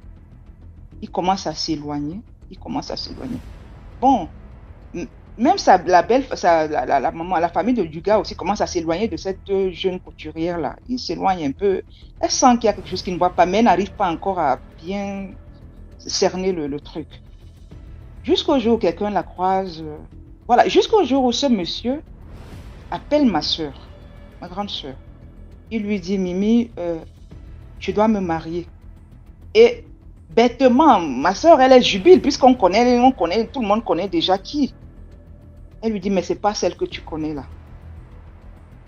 Ma soeur lui dit, pardon. Elle dit que non, vraiment, gars, les histoires là, c'est compliqué. Bon, tu sais, je suis déjà telle aujourd'hui, j'ai de la peine à tenir une conversation avec elle, elle ne s'exprime pas bien, vraiment, machin. Donc, du coup, on trouve les défauts à la jeune couturière là, on lui trouve des défauts. Ma soeur lui dit vraiment, moi, c'est très moche. Si c'est pas elle vraiment, moi, je vais pas aller à ce mariage. Parce que je ne sais pas comment je vais regarder cette fille après. Je vais pas être complice. Pardon, je suis même pas au courant. Le gars lui dit, laisse tomber, moi, bon, je vais aussi dire aux autres. Donc, le gars, il se marie. La couturière n'est pas au courant. Mais attendez, le monde est petit. Le monde est très petit. Un jour, la fille sort pendant qu'elle fait ses courses. Bon, elle veut ravitailler son atelier. Elle tombe sur une connaissance commune. Et vous savez qu'ici, en Afrique, dès que tu dis bonjour à quelqu'un, il te raconte tout ce qu'il connaît et ce qu'il ne connaît même pas. Il dit que, ouais, vraiment, ouais, ton gars là t'a fait là. Hé, maman, tu t'en sors comment? Vraiment, c'est bien, je te vois là, tu n'es pas effondrée. La fille était passée, elle dit, pardon. Hein? Tu n'es pas au courant. Eh ouais, vraiment, j'ai merdé. Ouais, tu vois, elle comprend. En soirée, elle court chez ma grande sœur, elle lui dit, qu'est-ce qui se passe? Ma sœur la regarde, mais elle essaie. Elle lui dit, tu as appris quoi? Elle dit que mais votre ami semble qu'il s'est marié. Donc vous tous là, comme vous êtes des intellectuels, vous vous êtes joués de moi. Du coup, ça devient une histoire de... Ma soeur lui dit, ah bon? Moi, j'étais même pas à ce mariage, je suis pas au courant. Elle ne lui dit même pas que le gars avec lui en avait parlé avant. Elle dit que non, je te promets, je suis pas au courant. Au moment de partir, cette fille dit à ma soeur, nous tous, nous allons perdre. Ma soeur lui dit, pardon. Elle dit, je l'ai aimé avec tout mon cœur. Vraiment, j'y ai tout mis. Même sa famille savait que ce gars et moi, on fonctionnait ensemble. C'est moi qui m'occupais de lui. Mais donc même sa mère est entrée dans ce jeu. Donc c'est ça. Elle pleure. Ma soeur essaie de la calmer. Elle la calme comme elle peut. Elle lui dit, tu sais quoi, laisse tomber. Tu es aussi jeune. Machin, tu ne sais même pas. La fille lui dit non, on va tous perdre. Grande sœur s'est battue comme elle pouvait pour la calmer. Bon, à un moment, elle ne savait pas, elle est partie. DMG, je te promets, cette fille a pris son corps. Elle est allée à l'Est. Elle s'est renseignée. C'était à l'époque, maintenant même encore, attends, la Berthois, c'est une grande ville à l'époque. Elle s'est renseignée. On lui a dit où son... Parce qu'elle n'était jamais arrivée là où le gars travaillait en fait. Elle est arrivée, elle a posé des questions, on l'a envoyée au bureau de ce monsieur. Quand elle entre, elle voit l'alliance. Elle dit au gars, c'est tout ce que je voulais voir. Elle est ressortie. Elle rentre à Yaoundé. Je te dis, le même jour, ce gars, parce qu'à l'époque, on allait, à l'époque, on n'avait pas la journée continue comme aujourd'hui. C'était genre le matin, oui, on finissait, je crois, à l'époque, c'était 12h30, je ne me rappelle plus bien, mais le gars passait midi chez lui. Au moment de il va dans la douche, il appelle son épouse, il dit à son épouse, hey, j'ai quelque chose à l'œil. S'il te plaît, viens me souffler l'œil là, s'il te plaît. Son épouse vient, elle souffle comme elle peut. Non, mais ce n'est plus à l'œil en fait. Maintenant, c'est que j'ai mal au dos. S'il te plaît, j'ai une douleur, je te promets. Ça, c'est le... Et puis, ah non. Comme il est... On appelle ses parents. Et je te dis, l'Est, c'est compliqué à l'époque, c'est loin. D'abord, même maintenant, un voyage de l'Est, ce n'est pas 2 heures. On se bat, la jeune femme, elle est dépassée. Elle se bat quand même à remonter son mari ici à la capitale où vivait sa famille à lui. Bon, la maman part partout. Mais qu'est-ce qui s'est passé? Le gars il raconte tout ce qui s'est passé. Bon, on est africains. Donc la maman, les frères et sœurs aussi commencent à aller voir et les traitants et les pasteurs. Et les traitants et les pasteurs, ils marchent partout. À un moment, ils vont chez un traitant qui leur dit, ton fils, il dit à la maman, ton fils a fait du mal à quelqu'un. Et il faut qu'il demande pardon à cette personne. C'est elle seule. Si elle lui accorde le pardon, il ne va pas passer. On va voir la jeune dame. Elle a refusé. Elle est restée sur son mot. Nous tous, nous allons perdre. Et ce monsieur est décédé. Donc ça, c'est la première histoire. Peut-être tu pourrais remonter pour la deuxième. Mais étant enfant comme on était, moi, c'est des choses, c'est resté dans ma tête. Qu'il ne faut pas... Et c'est des choses que je dis même souvent à comme j'essaie de conseiller les jeunes filles là dehors, on tombe sur un monsieur qui nous dit, je vais te payer des études, je vais, et on accepte. Or, on sait bien qu'on ne va pas finir sa vie avec lui. Il y a des cadeaux qu'on ne prend pas. Franchement, même si vos parents sont démunis n'importe comment, sauf si vous êtes sûr que le bonhomme là, comme il s'engage là, c'est jusqu'à la gare. Mais comme l'amour, le cœur est changeant, donc vraiment avant d'accepter qu'un bonhomme te paye des études ou une bonne femme, comment on dit, investisse dans ta vie, il faut faire très attention. Comment quelqu'un meurt parce que il avait promis des choses, mais il a oublié ses promesses. Donc c'est d'abord ce que je pouvais raconter. Bon, on verra. Il y a une deuxième histoire, mais il y a beaucoup de gens qui attendent. Je ne veux pas continuer à bloquer le... Non, allez-y à la deuxième histoire, s'il vous plaît. J'y vais? Ah, d'accord, merci. Oh, ouais. Merci. Bon, la deuxième histoire, là maintenant, c'est l'inverse. Parce que tout à l'heure, je t'ai parlé de la femme qui a entretenu le garçon. Là, c'est l'inverse. Ce n'est pas une histoire mystique, mais c'est toujours des leçons de vie, en fait. Dans le même sillage. Là, c'est mon oncle à moi, médecin de son état, qui nous présente sa jeune épouse, en fait, celle qu'il compte épouser. Lui, il était médecin à l'époque. Donc, je ne vais pas aussi donner l'hôpital, parce qu'on est vivant. Il paye un petit studio à la fille en question. Il lui dit qu'on ne peut pas encore vivre dans la même maison parce que, bon, on n'est pas encore mariés. Et un jour, mon oncle, bon, elle maîtrisait le programme de mon oncle. Donc, il savait que mon oncle était de garde et tout. Malheureusement, le soir-là, bon, le gars change sa garde avec un autre collègue. Il va là où elle vivait. Il cogne. Il cogne. Elle se rend compte que c'est lui et elle a crié au voleur. Elle a crié vraiment au voleur. Et je vous promets, pourquoi elle crie au voleur, c'est parce qu'elle est avec un prêtre dans la maison que mon oncle louait. Les gens, c'est normal, c'était un quartier populaire là-bas, à la cité universitaire. Les gars sont sortis, ils ont tabassé mon oncle, et vraiment bien tabassé. Grâce à Dieu, comme bon, dans tout cet engrenage-là et tout, il y a le bailleur aussi qui, parce qu'il a entendu au voleur, il est sorti. Mais, le bailleur qui dit, mais non, vous ne pouvez pas le taper, c'est le monsieur qui paye ma maison et tout. Donc, vraiment, la fille, elle jouait ces choses avec son prêtre à l'intérieur là-bas.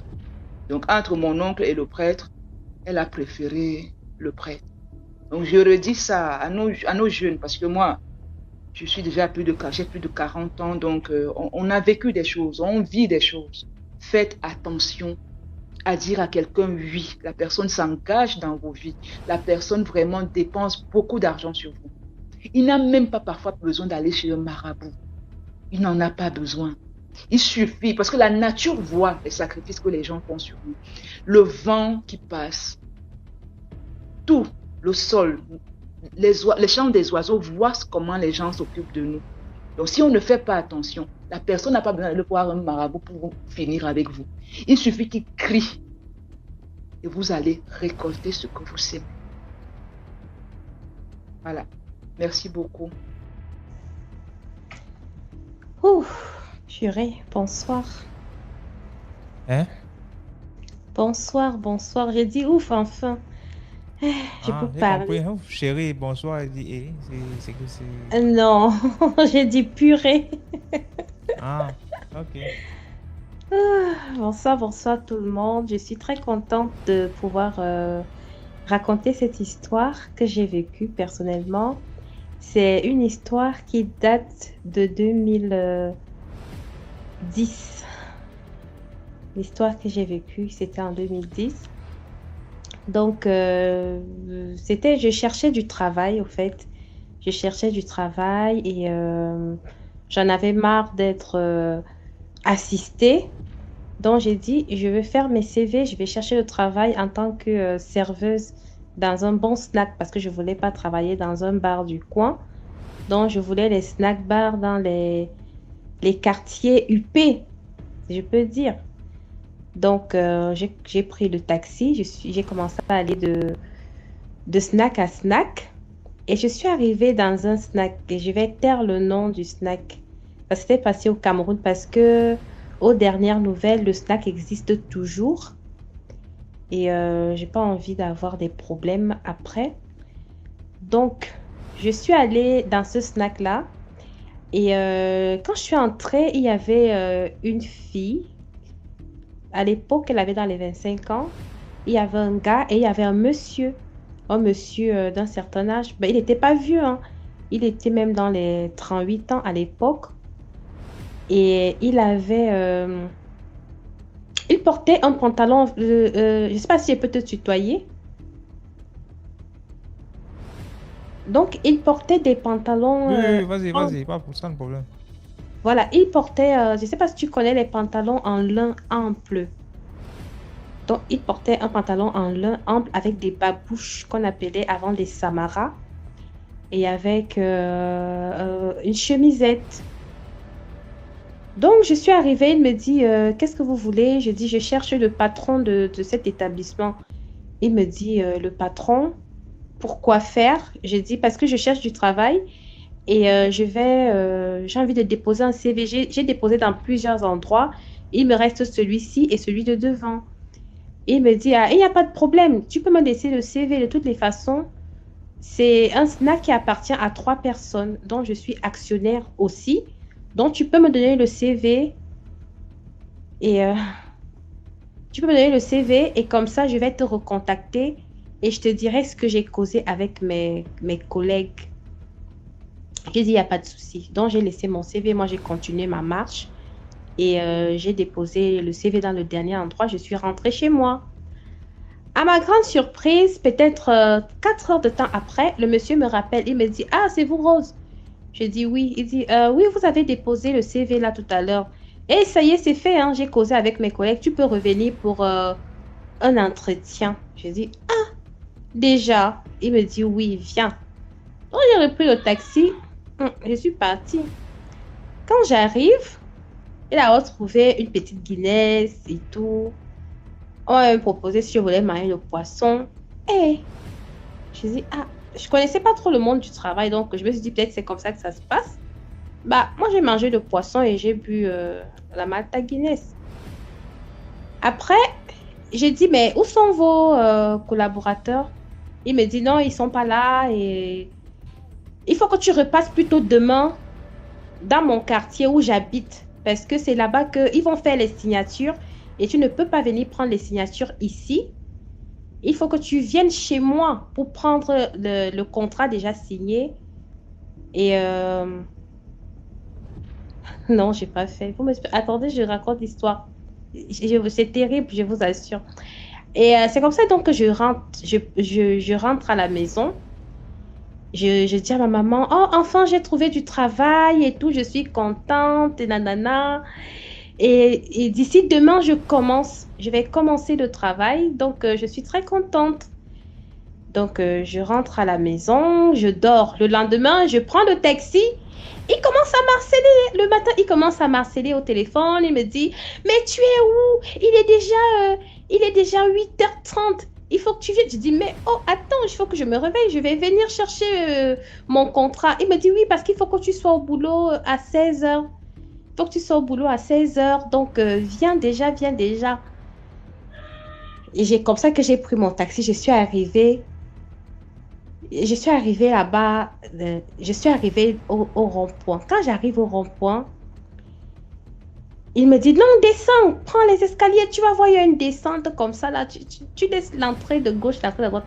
L'entrée qui est au milieu, tu descends. Je commence à descendre. Je descends.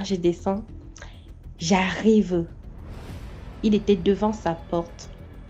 J'ouvre la porte. Il me dit, viens, assois-toi. Viens, Rose, assois-toi. J'entre, je m'assois. On commence à causer, on commence à parler, on parle. Il me montre le contrat. Il dit, ah, tu as vu, c'est bien. J'ai dit, oui, mais moi, j'ai pas l'habitude que on donne les contrats à la maison. Il me dit, non, c'est pas grave. C'est qu'il y a aussi même la clé. Voici la clé et tout. On commence à causer. Il me dit, oh, quand je te regarde, j'ai l'impression que je peux te faire confiance. Je suis courageuse. Quand tu cherchais le travail, Il me dit, je peux te faire confiance. Il me dit, oui. Fais-moi confiance. Il me dit, oui. Il dit, je vais te dire quelque chose. Je lui dis, comment ça? Il me dit, j'ai un truc qui me dérange depuis, mais ça reste entre nous. Hein. J'ai dit, comment ça? Mes amis. Je ne sais pas si elle peut dire mes amis, je ne sais pas ce qu'elle peut vous dire. J'entendais souvent parler des choses comme ça, mais je ne savais pas que ça existait. J'ai vu ça de mes propres yeux. J'ai même la chair de poule. Il a soulevé le pied de son pantalon, j'ai vu une... Regardez comme je tremble parce que je revis ça au fait. J'ai vu une plaie, une grosse plaie qui commençait de... C'était au niveau de son mollet. À partir du mollet jusqu'au niveau de sa cheville. Une grosse plaie profonde. Et ça sentait pourri. Ça sentait tellement pourri. Et il a dit, j'aimerais te montrer ça. N'aie pas peur, hein. C'est quand j'étais allée faire les affaires en Chine que j'avais marché, une épine est tombée. Une histoire qui n'avait pas de tête ni de queue. Il me dit que c'est là où il a eu cette plaie. Quand j'ai vu la plaie, j'ai voulu crier. Après, j'ai dit, je reste tranquille. Je suis restée tranquille. J'ai gardé mon sang-froid, mais mon cœur battait à 100 000 à l'heure. Mon cœur battait. Après, je lui ai dit, attendez, je reviens. Ma mère m'appelle.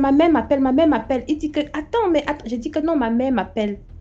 Et c'est comme ça que je suis sortie. J'ai laissé le contrat. J'ai dit que je reviens. Je suis sortie. Je suis partie chez moi.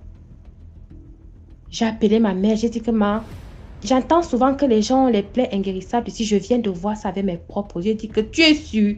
J'ai dit que oui, je suis sûre. Le temps est passé. Il a encore essayé de m'appeler. Viens travailler. Je ne répondais pas au téléphone jusqu'à ce que j'ai bloqué son numéro. Quand je bloque le numéro, j'étais partie comme ça pour aller faire les courses au marché. Je marchais. À un moment donné, j'entends comme si on me lance un truc comme une flèche au niveau de la côte. Je suis tombée. Quand je tombe, je ne sais pas ce qui s'est passé, je me suis retrouvée dans un centre de santé. Quand j'arrive dans le centre de santé, on a dit peut-être que j'avais une grossesse extra. On a mis une grosse seringue dans mon ventre, il n'y avait rien. On a tout fait, j'avais rien. Rien. C'est comme ça que ma mère me prend. Elle m'amène vite fait chez le pasteur. Quand on arrive chez le pasteur me dit, Rose, qu'est-ce que tu as vu ces jours-ci? Est-ce que tu as vu quelque chose de bizarre ces jours-ci? Parce que vous les filles là, vous êtes là que vous avez les longs yeux, vous cherchez des trucs. Je dis que non, moi j'ai rien vu. J'ai rien vu du tout. Ma mère me dit que, mais est-ce que tu n'es pas sûre que c'est l'histoire de la plaie du monsieur que tu as vu là? Peut-être qu'il ne fallait pas raconter. C'est là où je me souviens que les filles disaient souvent que quand elles rencontrent quelqu'un, soit il a la plaie, soit elle a vu peut-être qu'elle mangeait des selles et que le monsieur s'est transformé en serpent. Il ne fallait pas en parler. Donc, c'est le fait que j'ai raconté à ma mère que j'ai vu la plaie de quelqu'un sur son pied. Peut-être que c'est pour ça qu'il m'a poursuivi mystiquement. Il voulait me tuer. J'ai failli mourir. Je n'avais jamais senti une telle douleur de ma vie. Donc, on m'a soignée. Non, je raconte bien l'histoire. J'ai rien fait avec. Heureusement, Dieu merci. Moi, je pense que si j'avais fait quelque chose avec ce monsieur, j'allais mourir. J'ai jamais senti une douleur pareille. Donc, les filles, faites attention. Des choses qu'on dit dehors, que les gens ont les plaies, ça existe. J'ai vu ça de mes propres yeux. C'est pas qu'on m'a raconté, j'ai vu. Et je sais ce que j'ai vu.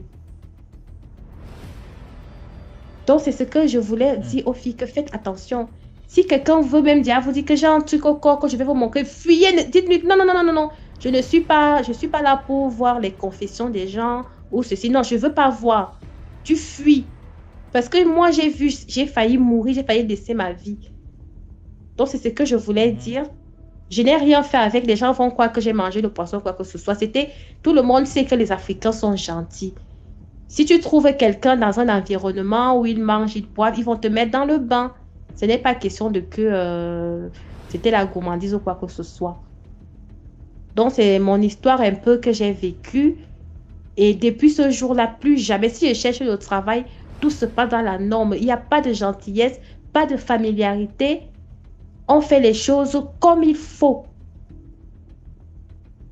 Parce qu'ils prennent des gens avec des sentiments et après, je ne sais pas, peut-être que si j'avais couché avec lui, peut-être qu'il voulait me sacrifier. Et j'ai réussi parce que j'ai pas fait l'amour avec. Une maladie cancéreuse. Oh. Donc, c'est mon témoignage. Je vais lire les commentaires parce que les commentaires là sont un peu en train de m'énerver. Ils disent que j'ai rien fait. Mais j'ai vu cela et depuis ce Merci jour-là, beaucoup pour l'histoire. j'ai fait attention. Merci pour l'histoire. Uh-huh. Donc, je reste connectée et je vais lire les commentaires. D'accord, merci. Uh-huh.